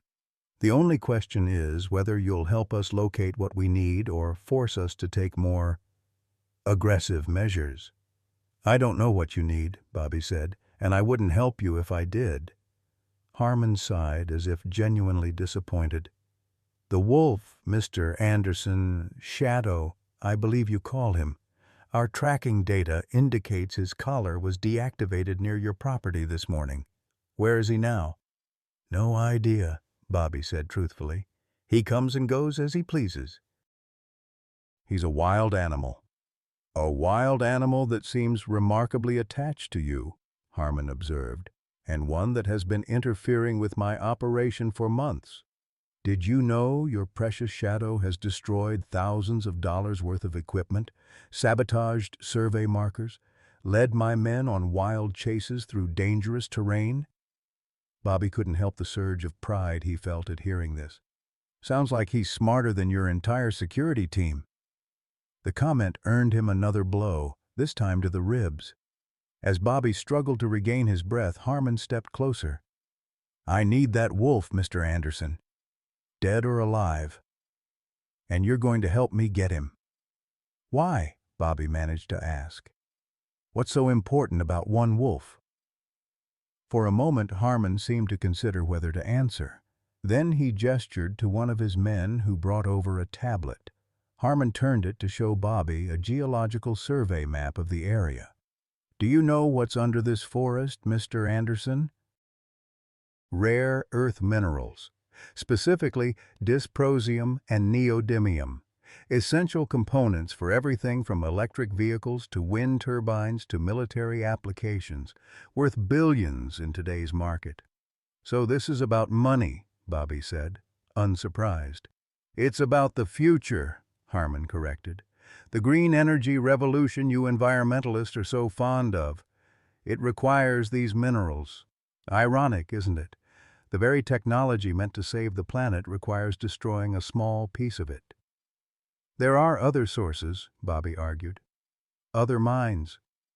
None so rich, so pure, or so conveniently located in a country with stable governance, Harmon replied. The Chinese have cornered the market on most deposits. This could break their monopoly. It's not just business, Mr. Anderson. It's national security. Bobby shook his head. You wrap yourself in the flag to justify destruction, tale as old as time. Harmon's expression hardened. I don't need to justify myself to you. What I need is that Wolf and his pack eliminated so the endangered species protections can be lifted. The environmental impact study is the last hurdle before full-scale extraction can begin. You've been killing them systematically, Bobby realized, making it look like natural attrition or territorial disputes. Nature is cruel, Harmon said with a shrug. Wolves die all the time. Not like this, Bobby growled. Not murdered for profit. Harmon checked his watch, his patience visibly wearing thin. Where is the wolf, Anderson? And where are the woman and girl who were with you? Our thermal imaging showed 3 heat signatures. Bobby's blood ran cold at the mention of Sarah and Lily. Leave them out of this. That depends entirely on your cooperation, Harmon said smoothly. Tell me where to find Shadow, and they won't be involved at all. Before Bobby could respond, a commotion erupted at the edge of the clearing. Men shouted, equipment engines revved suddenly, and the distinctive sound of growling cut through the chaos. Bobby turned to see a flash of silver-gray fur as Shadow darted between 2 bulldozers, leading a half-dozen armed men on a chase through the worksite. The wolf moved with purpose, knocking over equipment, scattering workers, creating maximum disruption. There he is, Harmon shouted. Don't let him escape this time. The distraction gave Bobby the opportunity he needed. With his hands still zip-tied behind him, he slammed his shoulder into Harmon, knocking the taller man off balance. Then he ran, awkward but determined, toward the edge of the clearing opposite from where Shadow had appeared. Shouts followed him, but the confusion Shadow had created worked in his favor. Bobby plunged into the trees, running blindly, knowing he had only seconds before Harmon's men would be in pursuit. He'd gone perhaps 50 yards when a dark shape materialized beside him. Shadow, running parallel through the underbrush. The wolf had circled around, creating a diversion only to rejoin Bobby in his escape. Good boy, Bobby gasped as they ran together. Behind them, the sounds of pursuit grew louder. Bobby knew he couldn't outrun trained men with his hands bound, especially not at his age. Shadow seemed to understand this too. The wolf veered suddenly, nudging Bobby to follow him down a steep embankment toward a small stream. The descent was treacherous, Bobby nearly falling several times, but Shadow stayed close, somehow helping to balance him. At the bottom, the wolf led him to a hollow beneath a fallen tree, a space just large enough for a man to hide if he curled up tightly. I can't fit in there, Bobby protested, but Shadow pushed him insistently, nearly knocking him over. Recognizing the wolf's intent, Bobby awkwardly maneuvered himself into the hollow. Shadow immediately began pushing snow and debris over the opening with his nose and paws, concealing Bobby's presence. Within moments, the hollow was nearly invisible from the outside. Through small gaps in his cover, Bobby watched as Shadow deliberately created a false trail leading away from the hiding spot, running through the stream to leave clear tracks before disappearing into the forest on the other side. Minutes later, Harmon's men crashed down the embankment following Shadow's diversion perfectly. They splashed across the stream, continuing their pursuit of the decoy trail, passing within feet of Bobby's hiding place without detecting him. When their sounds had faded, Bobby struggled to free himself from the confined space. His arms ached from being bound behind him, and the cold had seeped into his bones. Using the rough bark of the fallen tree, he managed to shred the zip ties enough to break free, though the effort left his wrists bloody and raw. Emerging from his hiding place, Bobby took stock of his situation. He was alone in the woods, several miles from his cabin, with armed men searching for him. Sarah and Lily were hopefully safe at the old ranger station by now, but he had no way to contact them. And Shadow? A soft whine drew his attention. The wolf stood 30 yards away, partially concealed by the trees, watching him intently. "You came back," Bobby said in wonder. Shadow approached cautiously, his amber eyes never leaving Bobby's face. When he reached the man's side, he nudged Bobby's hand gently, then looked back in the direction they had come. "No," Bobby said, understanding immediately. "We're not going back there. It's too dangerous." Shadow growled softly, insistent, looking again toward the clearing. "What is it?" Bobby asked. "What's back there that's so important?" The wolf couldn't answer, of course, but his behavior was unmistakable. Something at Harmon's operation site was critical, important enough for Shadow to risk his life returning there. "The female," Bobby guessed. "Did they find her? Is that it?" Shadow's ears perked up, but he shook his head in an uncannily human gesture of negation. Bobby stared at the wolf, a crazy idea forming. "The minerals," he said slowly. "Is it about what they're digging for?" Shadow's reaction was immediate and startling, a sharp bark of what could only be interpreted as affirmation. "That's impossible," Bobby muttered to himself. "How would you know about minerals?" But the wolf was already moving, clearly expecting Bobby to follow. With a sense of surreality, Bobby did just that, letting Shadow lead him on a circuitous route that would bring them back to the edge of the clearing without encountering Harmon's searching men. As they traveled, Bobby's mind raced with possibilities. What could Shadow possibly know about the mining operation that was so important? And how could a wolf, even one as exceptional as Shadow, understand the significance of mineral deposits? These questions fell away as they reached a vantage point overlooking the clearing. From this hidden position, Bobby could see that most of Harmon's security team was still searching the forest, leaving the site itself less guarded. The excavation pits Lily had identified earlier were clearly visible, with workers examining core samples under bright, portable lights. Shadow nudged Bobby, then directed his attention to a specific area of the clearing, a section that hadn't yet been excavated, marked with orange survey flags. The wolf's focus on this precise location was too deliberate to be coincidence. "What's there?" Bobby whispered. For answer, Shadow began to move again, leading Bobby in a wide circle around the clearing toward the marked area. They used the heavy equipment for cover, Bobby's heart pounding as they drew closer to whatever Shadow was so determined to show him. They reached the survey flags without being detected. Shadow stopped, pawing at the ground beneath one particular marker. Bobby knelt, brushing away the thin layer of snow to reveal the soil beneath. At first he saw nothing unusual, just ordinary forest floor. But as he dug deeper at Shadow's insistence, his fingers encountered something unexpected, a change in the soil composition. Instead of the rich, dark earth he expected, this area contained a layer of fine, pale sand. "What am I looking at?" Bobby murmured. Shadow whined softly, continuing to paw at the ground with growing urgency. Bobby dug deeper, uncovering more of the anomalous sand layer. Then his fingers touched something hard, not rock, but something smoother, more uniform. Bobby carefully cleared more dirt away, revealing what appeared to be a piece of carved stone.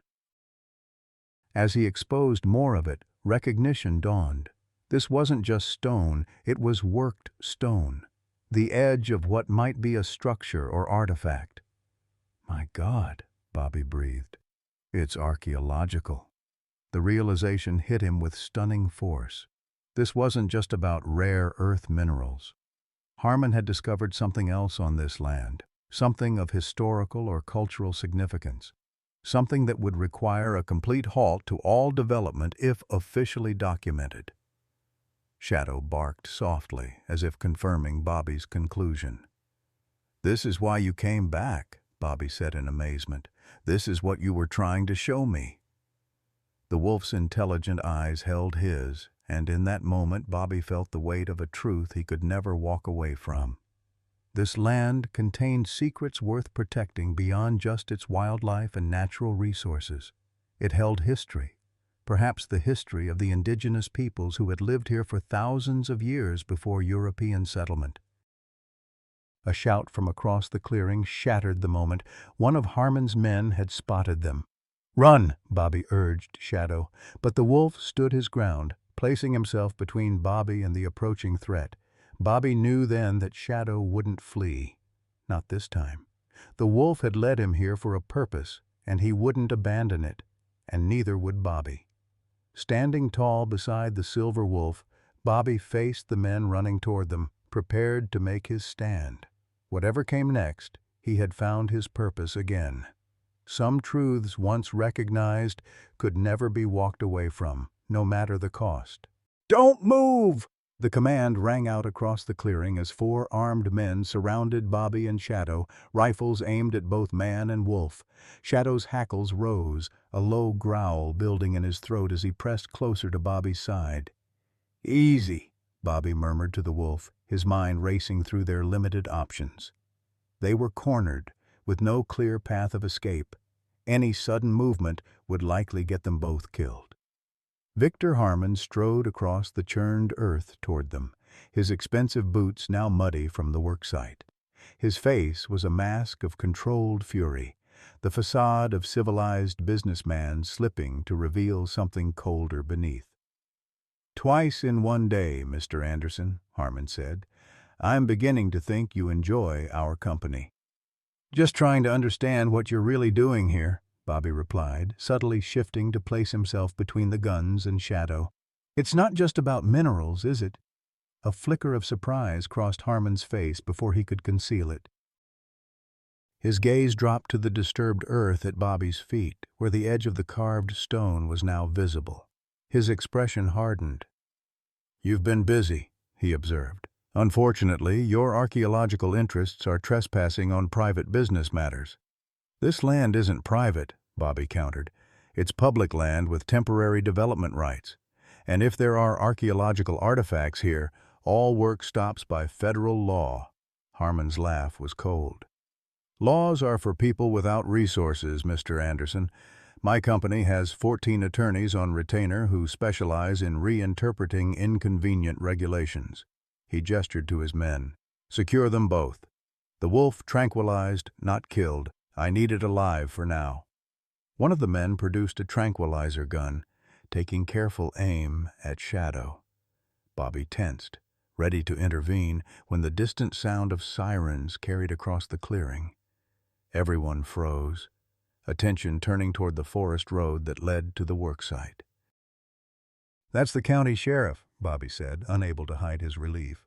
"Sounds like they're in a hurry." Harmon's expression darkened. "This changes nothing. We have all necessary permits for this operation." "For a resort development," Bobby corrected. "Not a mining operation, and certainly not for destroying archaeological sites or killing endangered species." The sirens grew louder, now accompanied by the distinctive sound of multiple vehicles approaching rapidly. Harmon spoke urgently into his radio, ordering his security team to create a perimeter and prepare for official visitors. Bobby used the momentary distraction to lean down toward Shadow. "When I move, you run," he whispered. "Don't wait for me. Find Sarah and Lily." Shadow's amber eyes met his, and Bobby could have sworn he saw refusal there. The wolf remained firmly at his side, unwilling to abandon him. The first sheriff's department vehicle burst into the clearing, followed by two more. Behind them came a familiar Subaru, Sarah's car. Bobby's heart sank at the sight. He'd hoped she and Lily would stay safely at the ranger station, not drive directly into danger. As the cars skidded to a stop, doors flew open. Sheriff Tom Riley emerged from the lead vehicle, his hand resting on his holstered weapon. From Sarah's car, both she and Lily jumped out, along with another figure Bobby didn't immediately recognize. "Sheriff," Harmon called out smoothly, "welcome to Northwoods Resort's preliminary site preparation. Is there something we can help you with?" Riley ignored him, his gaze fixed on Bobby and the armed men surrounding him. "Want to tell me why you've got one of our most respected citizens at gunpoint, Harmon?" "Mr. Anderson was caught trespassing on a secured construction site," Harmon replied. "My security team was simply detaining him for his own safety." "With assault rifles?" The sheriff's tone was skeptical. "Step away from him. Now." The armed men looked to Harmon, who gave a subtle nod. They lowered their weapons but didn't retreat. Sarah rushed forward, stopping short when one of the guards moved to intercept her. "Bobby, are you all right?" "I'm fine," he called back, though the raw abrasions on his wrists from the zip ties told a different story. "Stay back, Sarah." The unknown figure who had arrived with Sarah and Lily now stepped forward, an older Native American man whose dignified bearing commanded immediate attention despite his simple clothing. Bobby recognized him with a start. Joseph Eagle Feather, tribal elder of the Anishinaabe community from the nearby reservation. "Mr. Harmon," Eagle Feather said, his voice carrying clearly across the work site, "I believe you're digging where you shouldn't be." Harmon's expression tightened. "This land is legally zoned for development. All permits are in order." "Not all laws are written on paper," Eagle Feather replied calmly. He turned to Sheriff Riley. "This land contains burial grounds sacred to my people. Any disturbance is a violation of the Native American Graves Protection and Repatriation Act." Riley nodded, turning back to Harmon. "That's federal law, Mr. Harmon. All work stops immediately pending investigation." "This is absurd," Harmon sputtered. "There's no evidence of any burial ground. This is clearly an attempt to block legitimate economic development." Bobby saw his opportunity. "Actually, there is evidence." He pointed to the exposed stone at his feet. "And your men were ready to kill to keep it hidden." Sheriff Riley approached, kneeling to examine what Bobby had uncovered. His expression grew serious as he traced the clearly worked edge of the stone. "This looks like part of a structure," he said. "Definitely not natural formation." Eagle Feather joined him, his weathered hands gently brushing away more soil to reveal carved symbols on the stone's surface. "This is Anishinaabe," he confirmed. "Very old. Sacred." Harmon's facade of reasonable businessman was crumbling. "This is one stone," he snapped. "It proves nothing. For all we know, Anderson planted it himself." "There's more than the stone," Sarah called out, holding up her phone. "We have evidence of illegal poaching of endangered wolves, falsified environmental impact studies, and corporate espionage." Lily stepped forward, her earlier timidity replaced with righteous anger. "And we have the modified tracking collar you used to hunt Shadow illegally. The GPS data shows systematic targeting of wolf pack members over the past 3 months." Harmon's face flushed with rage. "You have no idea what's at stake here," he hissed. "The minerals beneath this worthless forest could transform the entire region's economy. Thousands of jobs, billions in revenue." "At what cost?" Bobby challenged, finding a strength in his voice he hadn't felt in years. "This land isn't worthless. It's priceless, home to one of the last pure wolf bloodlines, sacred ground to the original inhabitants, a legacy for future generations." Shadow, who had remained tensely vigilant throughout the confrontation, suddenly raised his head, ears pricked forward. A moment later, Bobby heard it too, the distinctive howl of a wolf coming from the direction of the ravine. It was answered immediately by another higher-pitched howl. "The pups," Sarah whispered in alarm. "Something's wrong." Shadow's reaction was immediate and dramatic. He sprang away from Bobby's side, darting between the startled deputies toward the forest edge. But before he could reach the trees, a sharp crack split the air. The wolf stumbled, then collapsed to the ground. "No!" Bobby shouted, running toward the fallen animal. Behind him, chaos erupted as Sheriff Riley and his deputies drew their weapons, shouting commands at Harmon's security team. Bobby reached Shadow's side, falling to his knees beside the wolf. Blood darkened the silver fur where a bullet had torn through his flank. Shadow's breathing was rapid and shallow, his amber eyes glazed with pain but still fixed on Bobby's face. "Stay with me, buddy," Bobby pleaded, pressing his hands against the wound to slow the bleeding. "Don't you dare give up now." Sarah was suddenly beside him, shrugging off her coat to press it against Shadow's wound. "We need to get him to a vet," she said urgently. "He's losing too much blood."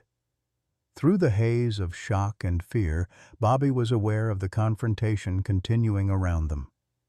Sheriff Riley had Harmon and his security chief detained, while deputies secured the other armed men. Eagle Feather stood protectively near the exposed stone, speaking rapidly into a cell phone, likely calling for tribal representatives to properly document the site. Lily appeared at Bobby's side, her face pale but determined. "The ranger station has emergency medical supplies," she said. "It's closer than any vet clinic." Bobby nodded, his hands still pressed against Shadow's wound.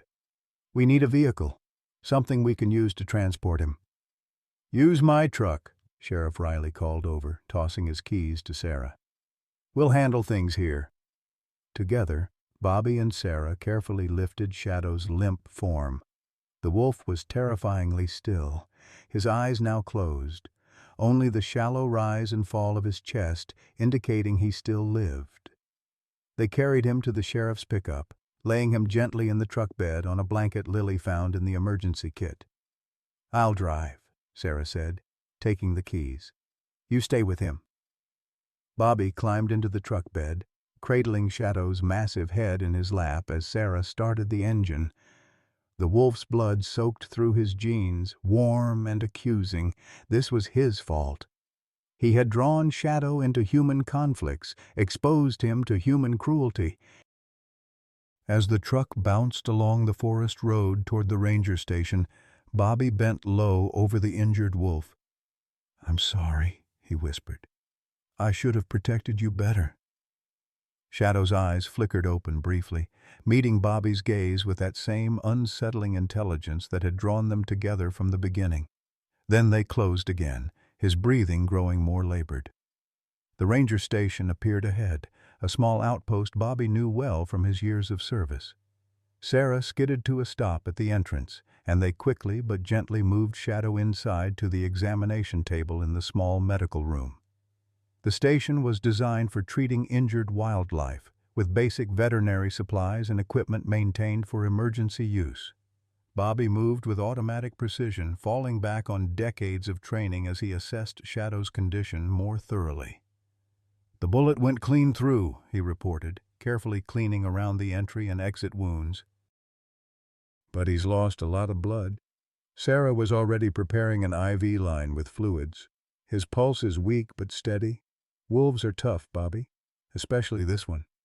Lily stood by the door, her face drawn with worry. "What about the other wolves? The howling we heard?" "I don't know," Bobby admitted, not looking up from his work. "Someone needs to check on them, but I can't leave Shadow." "I'll go," Lily volunteered unexpectedly. "I know where the ravine is. I can take Sarah's car." Bobby finally looked up, conflicted. "It's too dangerous. Harmon's men might still be out there." "Most of them are detained," Sarah pointed out. "And she won't be alone. I'll go with her." Bobby wanted to argue, but Shadow suddenly tensed under his hands, a whine escaping the injured wolf despite his semi-conscious state. The message seemed clear. The pack needed help. "Be careful," Bobby conceded finally. "Any sign of trouble, you come straight back." "No heroics." Sarah nodded, already reaching for her keys. "We'll check on the wolves and come right back. You focus on saving Shadow." As they left, Bobby turned his full attention to the wounded wolf. The bleeding had slowed, but Shadow's condition remained critical. Bobby administered antibiotics and pain medication from the station's supplies, then set up a proper IV drip to replace lost fluids. Throughout it all, he kept up a steady stream of quiet encouragement. "You've survived worse than this," he murmured, gently cleaning dried blood from the silver fur. "Remember that winter when you were separated from your first pack? Everyone thought you were done for. But you made it. You always make it." Working methodically, Bobby bandaged the wounds, checking and rechecking vital signs. Shadow's breathing had stabilized somewhat, but his pulse remained weak and thready. The wolf needed professional veterinary care, more than Bobby could provide in this basic facility. Time seemed to stretch as Bobby maintained his vigil. Outside, the winter sun began its early descent, casting long shadows through the station's windows. The distant sounds of vehicles and activity at Harmon's worksite had ceased. Presumably the sheriff had shut down operations pending investigation of the archaeological find. Bobby checked his phone for messages from Sarah or Lily, but the screen remained stubbornly blank. The ranger station was in a notorious dead zone for cell service, one of many reasons Bobby had preferred radio communication during his career. As darkness gathered, Bobby's worry deepened.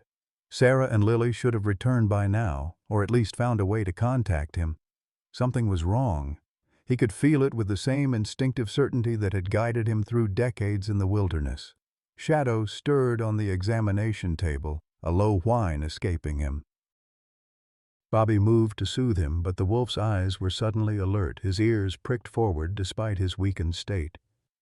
"What is it?" Bobby asked, though he expected no answer. Shadow struggled to rise, falling back weakly but continuing to stare intently toward the door. Moments later, Bobby heard it too, the crunch of tires on the gravel outside. Relief washed through him. Sarah and Lily had returned, but the vehicle that pulled up wasn't Sarah's Subaru. Through the window, Bobby glimpsed a black SUV with tinted windows, the same model Harmon had been using at the worksite. Cold dread replaced his relief. Somehow Harmon had gotten free of the sheriff's custody, or his men had escaped the roundup. Either way, they had come for Shadow, and perhaps for Bobby himself. The injured wolf struggled again to rise, a growl building in his chest despite his weakness. Bobby gently restrained him, mind racing through their limited options. The ranger station had few defensive capabilities. It had been designed as a wildlife management outpost, not a fortress. "Stay still," Bobby urged Shadow. "You'll tear your stitches." But the wolf's agitation only increased as footsteps approached the door. Bobby looked around desperately for a weapon, finding only a tranquilizer gun in the medical cabinet, loaded thankfully, but with only 2 darts. The door handle turned slowly. Bobby raised the tranquilizer gun, positioning himself between Shadow and whoever was about to enter. He had one shot at this, literally. The door swung open to reveal not Harmon or his security team, but Victor Harmon's brother, Colonel James Harmon, in full military dress uniform. Behind him stood 2 men in civilian clothes who nonetheless carried themselves with unmistakable military bearing. "Robert Anderson?" James Harmon asked, his voice carrying the same cultured tones as his brother's, though lacking the underlying coldness. Bobby kept the tranquilizer gun raised. "That's me. How did you get past the sheriff's roadblock?" "There is no roadblock anymore," Harmon replied. "My brother has been arrested on multiple federal charges, including violation of the Endangered Species Act and the Native American Graves Protection Act. His security team has been detained." Bobby lowered the weapon slightly, confusion replacing his alarm. "You're Victor's brother? The military connection he mentioned? Yes, though we haven't spoken in years. James Harmon's expression was grim. Until today, when your friend Sarah Tompkins somehow got a message to my office at the Pentagon. She was quite persuasive about the need for immediate intervention. Relief flooded through Bobby. Sarah contacted you. Is she all right? And my granddaughter? They're fine, Harmon assured him. They're with Sheriff Riley, helping secure the wolf pups and the injured female. They asked me to tell you they've been safely transported to the Wildlife Rehabilitation Center. Bobby sagged against the examination table, the adrenaline that had been sustaining him suddenly draining away. Shadow had relaxed as well, sensing the immediate threat had passed. James Harmon stepped further into the room, his gaze falling on Shadow. His eyes widened slightly at the sight of the massive wolf. "So this is the animal my brother was so determined to eliminate," he said quietly. "The last pure descendant of the original gray wolves." "How do you know about that?" Bobby asked. "Because it's the reason I'm here," Harmon replied. "Not just because of Sarah's call. My division at the Pentagon has been monitoring my brother's activities for months." Bobby's confusion deepened. Why would the military care about wolves or mining operations? "The rare earth minerals themselves aren't the issue," Harmon explained. "It's who Victor was planning to sell them to. We have evidence he's been negotiating with foreign entities, specifically Chinese-backed shell corporations. The minerals he's after are critical for advanced weapons systems. It would have been a national security nightmare." Bobby shook his head, trying to absorb this new information. So this was never about a resort or even a legitimate mining operation. The resort was a cover for the mine, and the mine was a cover for espionage, Harmon confirmed. "My brother always did think several moves ahead. Unfortunately for him, so do I." He gestured to Shadow. The wolf complicated his plans. The endangered species protection prevented fast-tracking the permits he needed. When conventional legal challenges failed, he resorted to simply eliminating the protected species. "Killing them off to remove the legal obstacles," Bobby said grimly. "Exactly. But he didn't count on this particular wolf's unusual intelligence or its connection to you." James Harmon studied Shadow with evident respect. "The animal needs proper veterinary care. We have a specialist waiting at the airfield along with transport to a secure facility where he can recover." Bobby tensed again. "I'm not letting him disappear into some government facility." "Not government," Harmon corrected. "The tribal wildlife sanctuary on the reservation. Joseph Eagle Feather arranged it. The specialist is their chief veterinarian." The tension in Bobby's shoulders eased slightly. The tribal sanctuary had an excellent reputation. He'd worked with them often during his ranger days. "Will he survive?" Bobby asked, the question he'd been afraid to voice finally emerging. James Harmon looked at Shadow thoughtfully. "That's not for me to say. But I've seen wounded warriors with less fight in their eyes pull through against all odds." Shadow, as if understanding the conversation, raised his head slightly to meet Bobby's gaze. Those remarkable amber eyes held the same steady intelligence, the same connection that had drawn Bobby to him from the beginning. Despite the blood loss and trauma, there was an undeniable life force in the wolf that refused to be extinguished. "He'll make it," Bobby said with sudden certainty. "He's survived everything else the world has thrown at him." As they prepared Shadow for transport, Bobby felt a strange hollowness opening inside him. The realization that once the wolf was taken to the sanctuary, their paths would likely separate. Shadow would heal, hopefully return to the wild with the remnants of his pack. And Bobby would return to his empty cabin, to the life he'd been merely existing in for 9 years. The thought was unexpectedly painful. In just 2 days, this wolf had awakened something in Bobby he'd thought long dead. Purpose, connection, the will to fight for something beyond himself. As they carefully lifted Shadow onto a stretcher, the wolf's eyes found Bobby's one more time. In that amber gaze, Bobby saw something that might have been gratitude, might have been farewell. Then Shadow's eyes closed, the pain medication finally pulling him into unconsciousness. "We'll take good care of him," James Harmon promised, as his men carried the stretcher toward the waiting vehicle. "And when this is over, I think you and I should have a longer conversation about my brother's operation. There are still pieces of this puzzle we're trying to fit together." Bobby nodded absently, his attention still fixed on Shadow's still form as it was loaded into the SUV.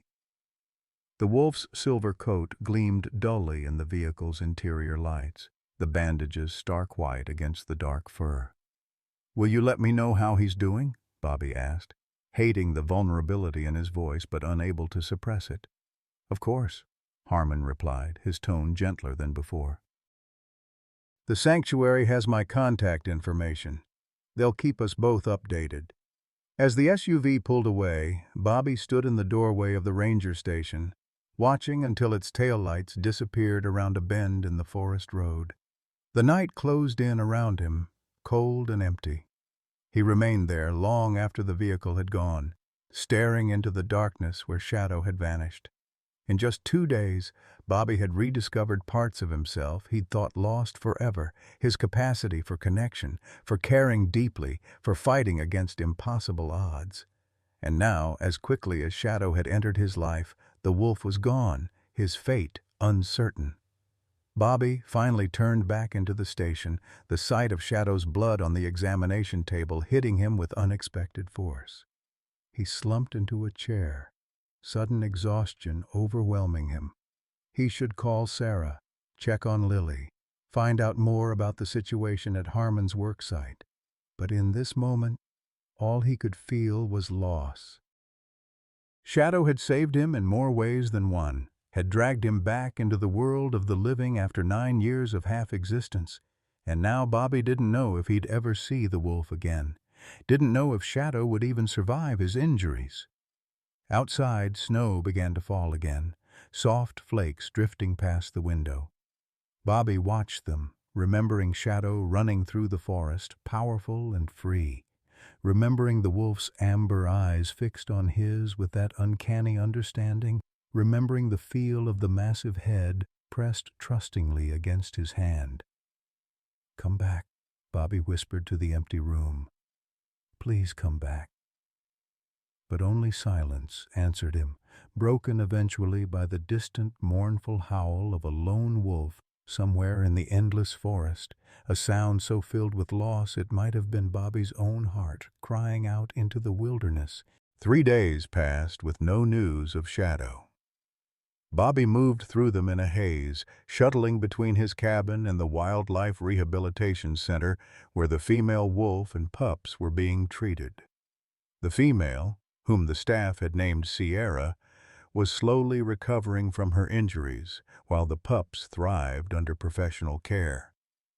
But there was no word from the tribal sanctuary about Shadow's condition. Bobby had called a dozen times only to be told the same thing. Shadow was in critical condition, receiving the best possible care, and updates would be provided when there was significant change. The tribal veterinarian was polite but firm. Too many inquiries could disrupt their work. Bobby would be notified when there was news to share. So he waited, the days stretching like years. Sarah came by daily, bringing food he barely touched and updates about the ongoing investigation into Harmon's operation. Victor Harmon remained in custody, denied bail due to the severity of the charges and his flight risk. The archaeological site had been properly secured, with tribal experts documenting what appeared to be an ancient ceremonial ground of significant cultural importance. They found human remains, Sarah told him on the 3rd evening, sitting across from him at his kitchen table. Pre-colonial Anishinaabe burial sites.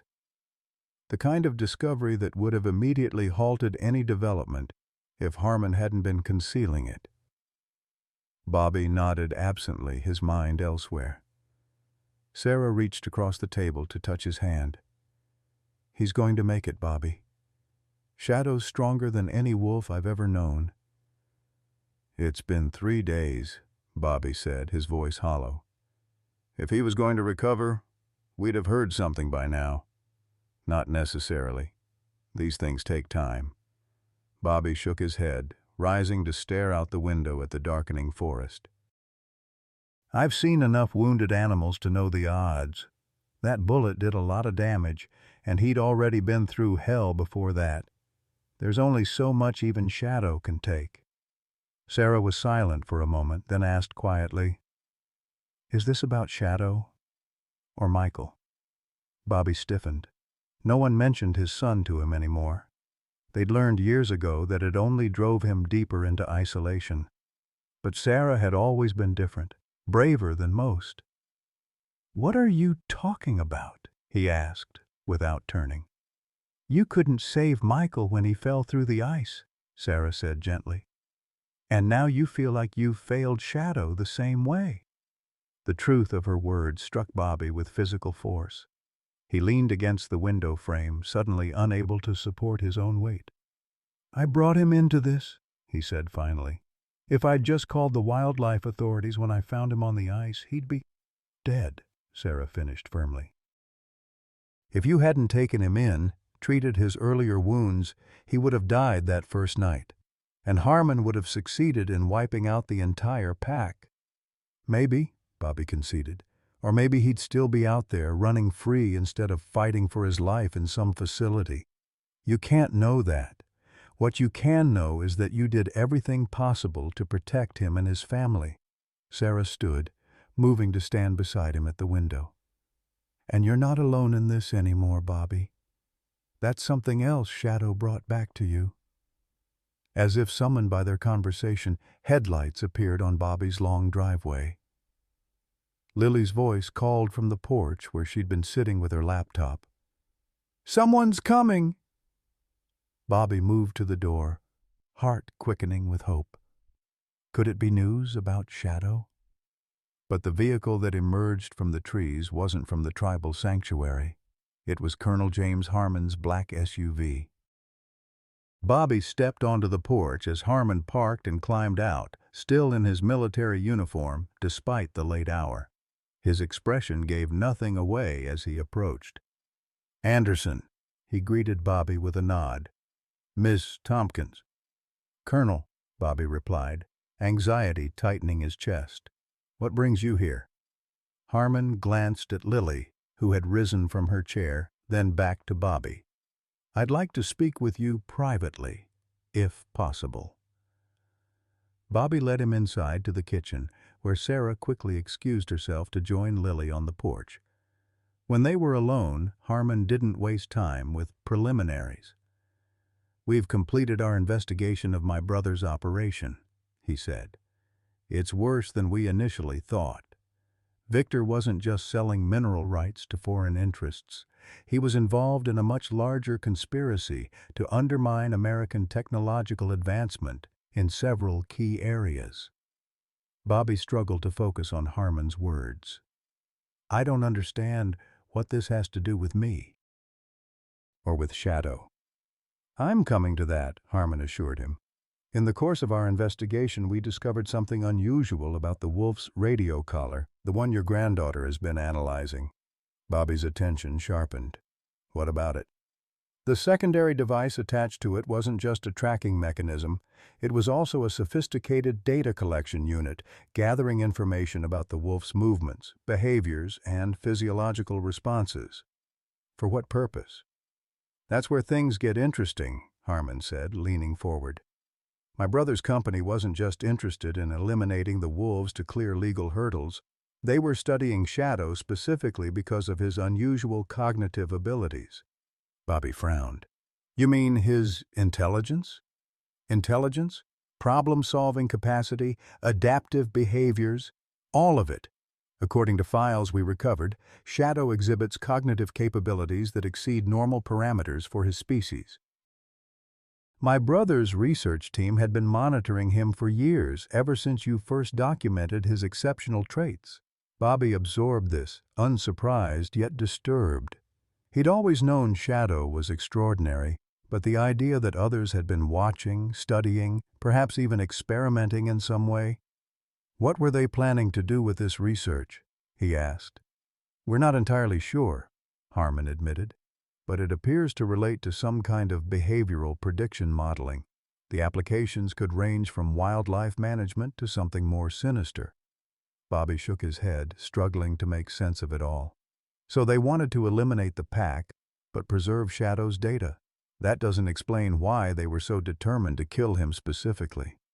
I believe that was my brother's personal vendetta, Harmon said grimly. Shadow had repeatedly disrupted his operations, destroyed equipment, interfered with surveys. Victor doesn't handle defiance well, even from a wolf. Bobby almost smiled at that. Of course, Shadow would have been a thorn in Harmon's side, protecting his territory with the same intelligence and determination he'd shown in everything else. There's something else you should know, Harmon continued, his tone shifting. Something we found in my brother's personal files. He reached into his briefcase and withdrew a folder, placing it on the table between them. Bobby opened it cautiously, finding a collection of photographs inside. They were surveillance photos of himself, at his cabin, in town, hiking through the forest. Some appeared to be years old. Victor has been watching you for a long time, Harmon explained. These date back at least 5 years. Bobby spread the photos out, unsettled.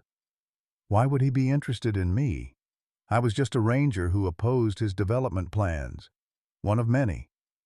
It's not that simple. Harmon hesitated, then continued carefully. You served in Afghanistan, correct? Before becoming a ranger? Bobby nodded slowly. One tour with the 10th Mountain Division. That was over 30 years ago. During that tour, you were part of a classified operation in the Korengal Valley, an extraction mission that went bad.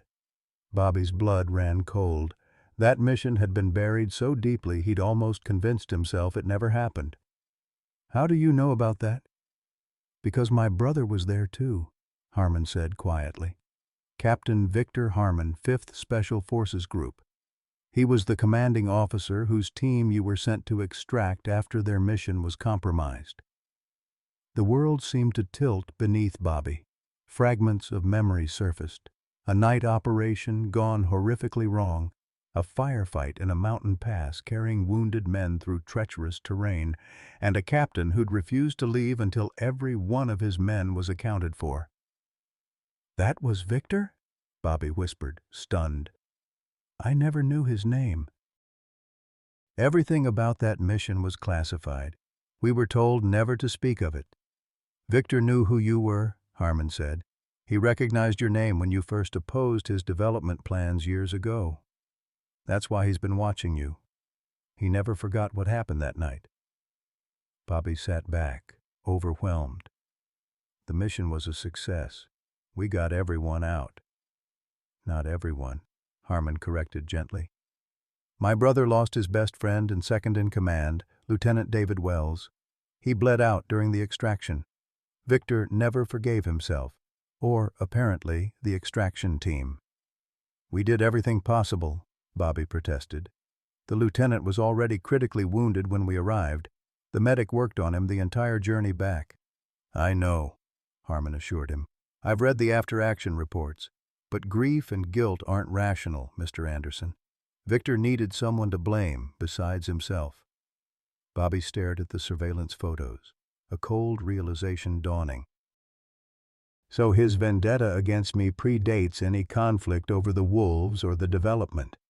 He's been nursing this grudge for 30 years. It appears so, Harmon confirmed.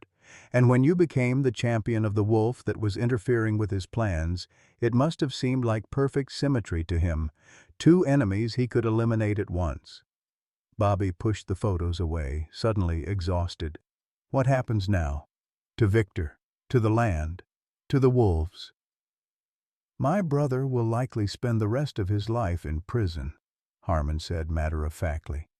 The charges include espionage, conspiracy, multiple environmental crimes, and attempted murder. Yours, specifically. The land will be returned to protected status, with an additional designation as a historical site due to the archaeological findings. As for the wolves, he paused, meeting Bobby's eyes directly. That's actually the other reason I came here tonight. I have news about Shadow. Bobby's heart seemed to stop. Is he? Alive, Harmon confirmed quickly. But his condition is complex. The bullet caused significant internal damage. He's undergone 2 surgeries, and while the tribal veterinarians have done exceptional work, his recovery will be lengthy and uncertain. Relief and anxiety warred in Bobby's chest. But he has a chance? More than a chance. Shadow has been consistently beating the odds, according to the medical team. His will to survive is remarkable. Harmon hesitated, then added, There is, however, a complication. What kind of complication? The sanctuary isn't equipped for the extended rehabilitation he'll require. And there are concerns about his eventual release back into the wild, given his injuries and the attention his case has received. Bobby frowned. What are you saying? The Tribal Council and wildlife authorities have a proposition for you, Harmon said. They're suggesting Shadow be released into your care once he's stable enough to be moved, provided you're willing to work with their specialists on his rehabilitation. Bobby stared at him, hardly daring to believe what he was hearing. They want me to take Shadow? They believe the bond between you is unique and potentially beneficial to his recovery. They've observed how the wolf responds to you, and they've reviewed your history with him. Their wildlife director seems to think you might be Shadow's best chance at a full recovery. Harmon smiled slightly. Apparently the wolf becomes noticeably more responsive whenever your name is mentioned. Bobby stood abruptly, moving to the window to hide the sudden wetness in his eyes. Shadow alive. Shadow potentially coming home with him. It was more than he'd dared hope for. Of course I'll take him, he said when he could trust his voice again. Whatever he needs. It won't be easy, Harmon warned. His injuries are severe. He may never fully recover his previous strength or abilities. And there's the question of what happens long-term. He can't simply be a pet. He'd never be a pet, Bobby replied firmly. Shadow belongs to himself first, to the wild second. I understand that better than anyone. What I can offer is a safe place for him to heal and a bridge back to his pack when he's ready. Harmon nodded, satisfied. I'll convey your acceptance to the Tribal Council. They'll be in touch about the specifics of his transfer once the veterinary team clears him for travel. After Harmon left, Bobby remained at the window, staring out at the night-shrouded forest. Sarah and Lily found him there, still processing everything he'd learned. Shadow's alive, he told them simply. He's coming here once he's stable enough to be moved. Lily's face lit up with genuine delight. That's amazing. When? I don't know yet. He's still critical, but fighting. Sarah studied Bobby's face. There's something else, isn't there? Something about Harmon. Bobby hesitated, then shared the revelation about his previous connection to Victor Harmon. Sarah listened with growing amazement. So this whole thing, the development, the wolves, even Shadow, it was all tangled up with something that happened 30 years ago in Afghanistan? She asked when he'd finished. Not all of it, Bobby clarified. The rare earth minerals are real. The archaeological site is real. But Harmon's personal vendetta against me, and maybe even his particular hatred of Shadow, that might have deeper roots than we realized. It's like some weird karma, Lily observed thoughtfully. You saved Harmon's men 30 years ago, and now you've saved the wolves from Harmon. Full circle. Bobby hadn't considered it that way, but the girl had a point. Life sometimes moved in strange circles, connecting past and present in ways impossible to predict. What matters now is Shadow's recovery, he said, pushing aside the weight of history, and ensuring the pack's territory remains protected. The pack, Sarah repeated. Bobby, there's something we haven't told you, something we discovered at the rehabilitation center today. Her serious tone alarmed him. What? Has something happened to Sierra or the pups? No, they're doing well, she assured him. But the DNA results came back on the pups. They're not Shadow and Sierra's offspring, as we assumed. Bobby frowned. Then whose are they? They're Shadow's grandchildren, Sarah explained. Sierra is actually his daughter, not his mate. The pup's father was likely killed in one of Harmon's earlier purges. 3 generations, Bobby said softly. Even more important to protect the bloodline than we realized. There's more, Lily added. I've been analyzing the data from Shadow's collar. It shows repeated trips to areas outside his normal territory over the past year. The wildlife biologists think he may have been trying to connect with other isolated wolf populations, creating a larger gene pool, Bobby realized, ensuring the bloodline's survival by expanding it. He's been fighting for his family's future all along, Sarah said, just like you've been fighting for Michael's memory all these years. The parallel struck Bobby deeply. Had he and Shadow recognized in each other the same fierce protectiveness, the same devotion to those they'd lost? Was that the unspoken connection that had drawn them together from the beginning? When Shadow comes here, Bobby said slowly, it won't be the end of his story. It will be a new chapter for both of us. Sarah smiled, squeezing his hand.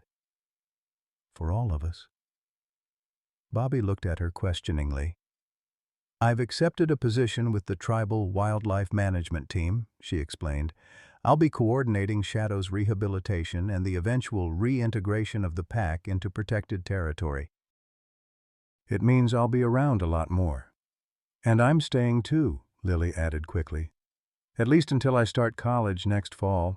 Mom agreed after I, sort of told her I'd hitchhike back here if she tried to make me go to Australia. Bobby found himself speechless, overwhelmed by these unexpected gifts. After 9 years of solitude, his life was suddenly filled with purpose and people who cared. All because he'd pulled a dying wolf from the ice. We should celebrate, Sarah suggested gently. Shadow's alive. The pack has a future. The land is protected. And none of us is alone anymore. For the first time in years, Bobby felt a genuine smile spread across his face. Yes, he agreed. We should celebrate. Outside, the forest stood silent under the winter stars, waiting for Shadow's return.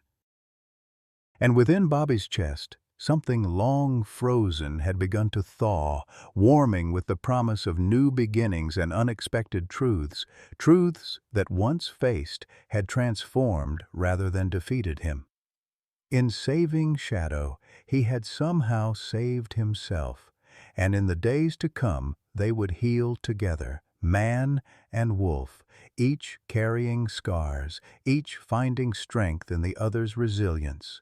Some bonds transcended understanding, some connections defied explanation, and some truths, once recognized, became not burdens to bear, but foundations upon which to build a life worth living. Bobby Anderson looked out at the forest that had been his refuge and his prison for 9 long years. Soon, Shadow would return to these woods, not as he had left them, perhaps, but alive and fighting still. That was enough. That was everything. The truth Bobby had finally faced was simple yet profound. Life continued after loss, connection remained possible after grief, and purpose could be found even in the darkest winter. These were truths he could never walk away from again. 1 month later, Bobby stood on his porch in the pale light of early spring, watching the Tribal Wildlife Service van navigate the muddy driveway to his cabin. The snow had mostly melted, revealing patches of awakening earth beneath. The forest was coming alive again after the long winter, birds returning, plants pushing tentatively through the soil, the days stretching longer with each passing sunset. He took a deep breath, steadying himself.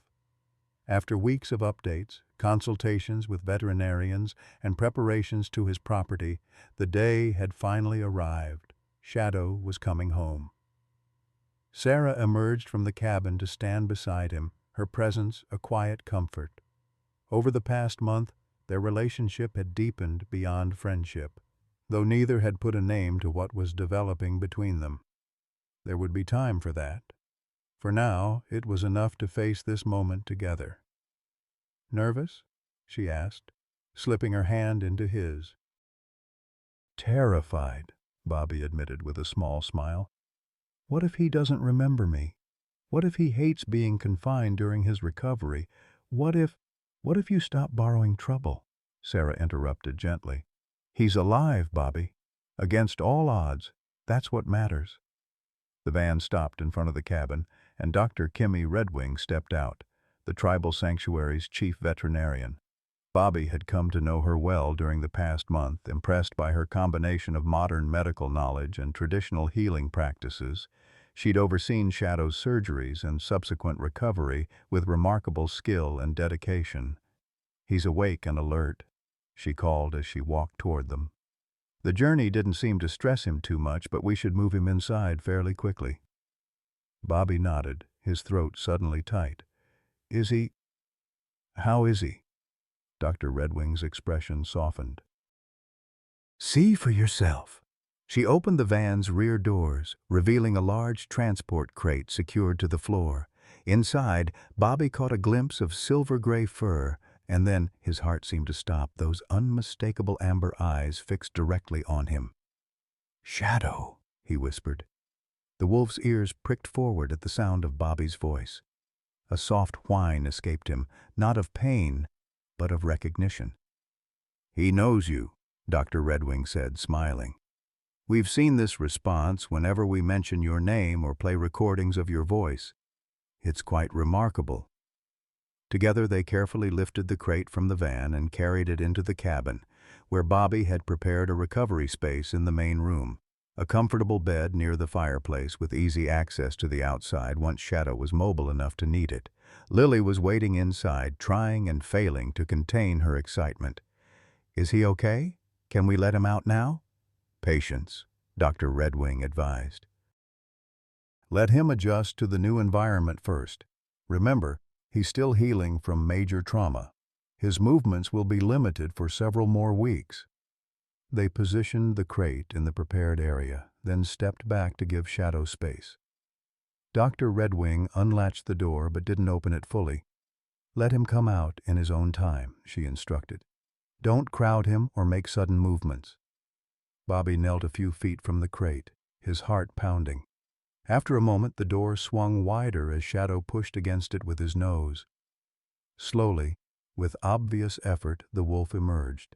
The sight of him brought tears to Bobby's eyes. Shadow was thinner than before, his magnificent coat dull from weeks of confinement. A large portion of his right flank had been shaved for surgery, the skin beneath crisscrossed with healing incisions. He moved with cautious, painful steps, favoring his right side, but those eyes, those extraordinary amber eyes, were unchanged. They fixed on Bobby with the same intelligence, the same connection that had been there from the beginning. Shadow paused, standing unsteadily on the soft blankets. For a heartbeat, Bobby feared the wolf might not remember him, might retreat in confusion or fear. Then Shadow took another labored step forward, and another, until he stood directly before Bobby. He lowered his great head, pressing it gently against Bobby's chest. "Hey, buddy," Bobby whispered, carefully placing his hand on the wolf's neck, avoiding the healing wounds. "Welcome home." Shadow leaned into the touch, a deep sigh shuddering through his body. Not pain, but something that sounded remarkably like relief. Dr. Redwing watched with professional interest. "I've never seen anything quite like this bond," she admitted. "Wolves generally maintain healthy fear of humans, even when habituated to our presence. This level of trust is extraordinary." "Shadow is extraordinary," Bobby said simply, still focused on the wolf. "Always has been." The veterinarian spent the next hour reviewing Shadow's care instructions, medication schedules, physical therapy exercises, dietary requirements, wound care protocols. The wolf would need intensive support for at least another month, with gradual rehabilitation extending well beyond that. The internal injuries were severe, she explained. We had to remove part of one lung, and there was significant damage to his digestive tract. He'll never be quite the same physically, but mentally he seems completely unaffected. Will he be able to return to the wild eventually? Bobby asked the question that had been weighing on him since learning Shadow would be coming to his care. Dr. Redwing's expression turned thoughtful. That's the complex question. Physically, he should recover enough to survive, especially with his pack to support him. His hunting abilities may be compromised, but wolves are cooperative predators. The pack compensates for individual weaknesses. But, Bobby prompted, sensing her hesitation, but there are other considerations. His pack has been decimated. The remaining members, his daughter and grandchildren, are still at the rehabilitation center, and even when they're released, they'll be vulnerable. Shadow's territory has been compromised by the recent human activity. It will take time for the land to recover, for prey species to return to normal patterns. So what are you saying? I'm saying his future is uncertain, she replied honestly. And much of it depends on the decisions we make in the coming months about land management, pack reintegration, and his own recovery process. What I can tell you with certainty is that you are his best chance, Mr. Anderson. Whatever path Shadow ultimately takes, it begins here, with you. After Dr. Redwing left, promising to return in a few days to check on Shadow's progress. Bobby sat on the floor beside the wolf's bed. Shadow had settled onto the thick blankets, exhausted from the journey but visibly more relaxed in these new surroundings. His eyes remained fixed on Bobby, as if afraid he might disappear if not watched carefully. "You don't need to worry," Bobby told him softly. "I'm not going anywhere." Sarah brought Bobby a cup of coffee, then sat in the armchair nearby. "He looks better than I expected," she observed, "given what he's been through." "He's a fighter," Bobby agreed. "Always has been." Lily approached cautiously, kneeling a respectful distance from Shadow's bed. The wolf's gaze shifted to her, curious but not alarmed. "Hey there," she said softly. "Remember me? I helped get that tracking collar off you." To everyone's surprise, Shadow stretched his neck slightly, sniffing in Lily's direction. After a moment's consideration, he gave a soft huff that seemed almost like acknowledgement. "I think he does remember," Sarah said, amazed. "Shadow doesn't forget," Bobby said. "Friend or enemy." The afternoon passed quietly as Shadow rested, occasionally accepting small sips of water from Bobby's hand. By evening, the wolf had relaxed enough to allow Lily to sit closer, though he remained wary when she moved too suddenly. It was a beginning, a foundation of trust they would build upon in the days ahead. After dinner, when Lily had retreated to her room with her online coursework, Sarah joined Bobby beside Shadow's bed. The wolf was sleeping now, his breathing steady, if somewhat labored. "What are you thinking?" she asked, noticing Bobby's contemplative expression. "About second chances," he replied. "I never thought I'd get one. After Michael, after Ellen, I thought that part of my life was over, just marking time until the end." Sarah's hand found his in the dim light. "And now?" "Now I'm not so sure." Bobby looked at the sleeping wolf, then back to Sarah. "Shadow lost everything, too. His mate, most of his pack, his territory. But he didn't give up. He kept fighting, kept trying to protect what remained. Maybe he has something to teach me about moving forward without forgetting the past." "I think he already has," Sarah said softly. Bobby nodded, the truth of her words settling in his chest. "I'm going to visit Michael's grave tomorrow," he said suddenly. "It's been years since I've gone. Would you come with me?" Sarah's eyes widened slightly, understanding the significance of the request. "Of course," she answered, "if you're sure you want company." "I'm sure," Bobby said. It's time I stopped making that journey alone. Morning brought pale sunshine and a gentle breeze, perfect spring weather for their somber errand. Shadow watched with evident concern as Bobby prepared to leave, struggling to his feet as if intending to follow. "Easy, boy," Bobby soothed, gently easing the wolf back to his bed. "You need to rest. We'll be back soon." Shadow whined softly, clearly distressed at Bobby's imminent departure. "He's afraid you won't return," Lily observed from the kitchen where she was preparing Shadow's morning medications. "Can't really blame him considering everything he's been through." Bobby hesitated, torn between his planned visit to the cemetery and Shadow's obvious anxiety. "Maybe we should wait a few days, until he's more settled. Or," Lily suggested hesitantly, "you could take him with you." Bobby and Sarah exchanged dubious looks. "He's barely strong enough to walk across the room," Sarah pointed out. "And a cemetery isn't exactly an appropriate place for a wolf." "I didn't mean actually take him to the cemetery," Lily clarified, "but maybe to the car. He could stay there with one of us while the other goes to the grave with Bobby. That way he'd know you're coming back." It wasn't a perfect solution, but Shadow's distress was palpable. In the end, they carefully wrapped him in blankets and carried him to Bobby's truck, creating a comfortable nest in the back seat. The wolf seemed content with this arrangement, settling down with a soft sigh as Bobby stroked his head. "We'll be right back," Bobby promised him. "Just a short stop, then home again."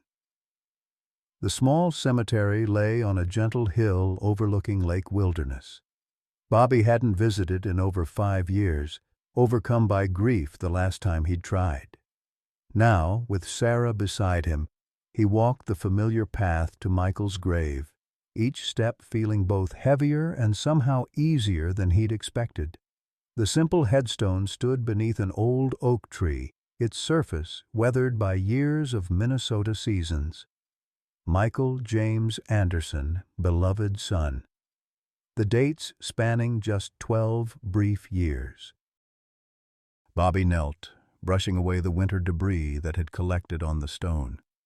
"Hello, son," he said softly. "It's been a while." Sarah stood quietly behind him, offering silent support without intruding on the moment. Bobby was grateful for her presence, an anchor keeping him from being swept away by the tide of memories and regrets. "I've been hiding from life for a long time," he continued, speaking to his son, "thinking that was somehow honoring your memory. But I was wrong. You wouldn't have wanted that. You loved life too much." He placed a small stone on top of the headstone, a tradition Ellen had started, a reminder that someone had visited, had remembered. "I met someone," Bobby said, his voice growing stronger. "A wolf named Shadow. He's been through hell, but he's still fighting, still protecting his family. He reminded me what courage looks like. What living looks like even after terrible loss." The spring breeze rustled through the oak leaves overhead, a sound so peaceful it almost seemed like a response. Bobby closed his eyes, feeling a weight lifting that he'd carried for 9 long years. "I'm going to try again, Michael. To really live, not just exist. I think that's the best way to honor you now." When he finally stood, Sarah stepped forward to place a small bunch of wildflowers she'd gathered on the grave. "He would be proud of the man you are," she said quietly. "The man you're becoming again." They walked back to the truck hand in hand, a comfortable silence between them. Bobby felt lighter, as if something long frozen inside him had finally begun to thaw completely. The grief wasn't gone. It would never be gone, but it had transformed into something he could carry without being crushed beneath it. Shadow was waiting anxiously, his amber eyes brightening visibly when Bobby opened the door. The wolf attempted to rise, eager for contact, confirmation that his human had returned. "Easy there," Bobby soothed, climbing into the back seat to sit beside him. "I told you I'd be back, didn't I? And I keep my promises." As they drove home, Bobby found himself reflecting on the strange, winding path that had brought him to this moment. A month ago, he'd been a man sleepwalking through existence, cut off from human connection, from purpose, from hope. Then he'd pulled a dying wolf from the ice, and everything had changed. Shadow dozed beside him, his massive head resting trustingly against Bobby's leg. This extraordinary creature had survived against impossible odds, not just the recent injuries but a lifetime of challenges that would have defeated a lesser spirit. He'd protected his pack, defended his territory, adapted to changing circumstances with remarkable intelligence and resilience. And somehow, in the process, he'd saved Bobby Anderson from the frozen lake of grief he'd been drowning in for 9 years. Back at the cabin, they carefully carried Shadow inside, settling him once more on his bed by the fireplace. The wolf seemed more relaxed now, watching contentedly as the humans moved around him, preparing lunch and discussing plans for the afternoon. "The Wildlife Service called while you were gone," Lily informed them, setting the table. "Sierra and the pups are doing really well. They think they might be ready for release in another 2 weeks." "That's wonderful news," Sarah said. "But where will they be released? Their original territory is still disrupted from all the construction activity, even though it's been halted." "They're considering several options," Lily replied. "There's a protected area about 10 miles north that might work, at least temporarily. Or they might try a soft release here, near Bobby's property, since it borders their original range." Bobby considered this as he checked Shadow's surgical sites, gently applying the antibiotic ointment Dr. Redwing had left. "What do you think, buddy?" he asked the wolf. "Ready for your family to join you?" Shadow's ears perked forward at the question, his eyes brightening with what Bobby could only interpret as interest. "I think that's a yes," Sarah smiled. "This property has plenty of space," Bobby said thoughtfully. "And it connects to national forest land on 2 sides. If we created a safe corridor for them to gradually expand their territory again—" "A wolf sanctuary," Lily suggested, her face lighting up. "We could make it official, get proper permits, work with the Tribal Wildlife Service." "That's not a small undertaking," Sarah cautioned, though her expression showed she wasn't opposed to the idea. "It would require significant resources and long-term commitment." Bobby looked down at Shadow, who was watching him with those knowing amber eyes. "I've got time," he said simply. "And I can't think of a better use for my savings than protecting Shadow's legacy." As if understanding, Shadow pressed his head against Bobby's hand, a gesture of connection that needed no translation. That evening, as sunset painted the sky in brilliant oranges and pinks, Bobby sat on the porch steps, watching the light fade over the forest. Inside, Sarah and Lily were preparing dinner, their voices drifting through the open windows in comfortable conversation. Beside Bobby, lying on a thick blanket they'd brought outside, Shadow basked in the fresh air, his first time outdoors since arriving at the cabin. The wolf's head rested on his paws, but his eyes remained alert, taking in the familiar forest with evident longing.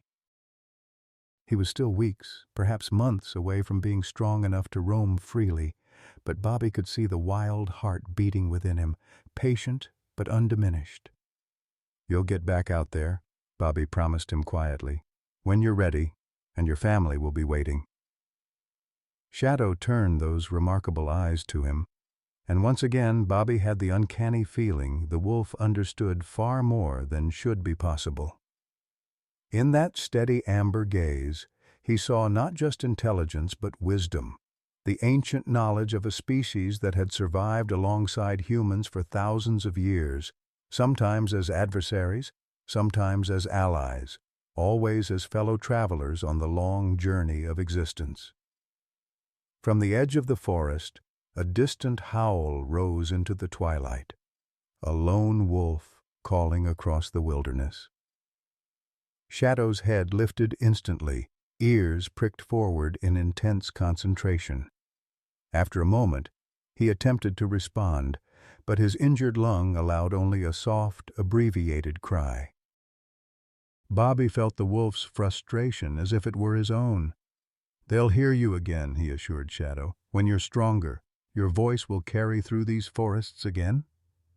As darkness settled over the land, Bobby helped Shadow back inside, where warmth and family waited.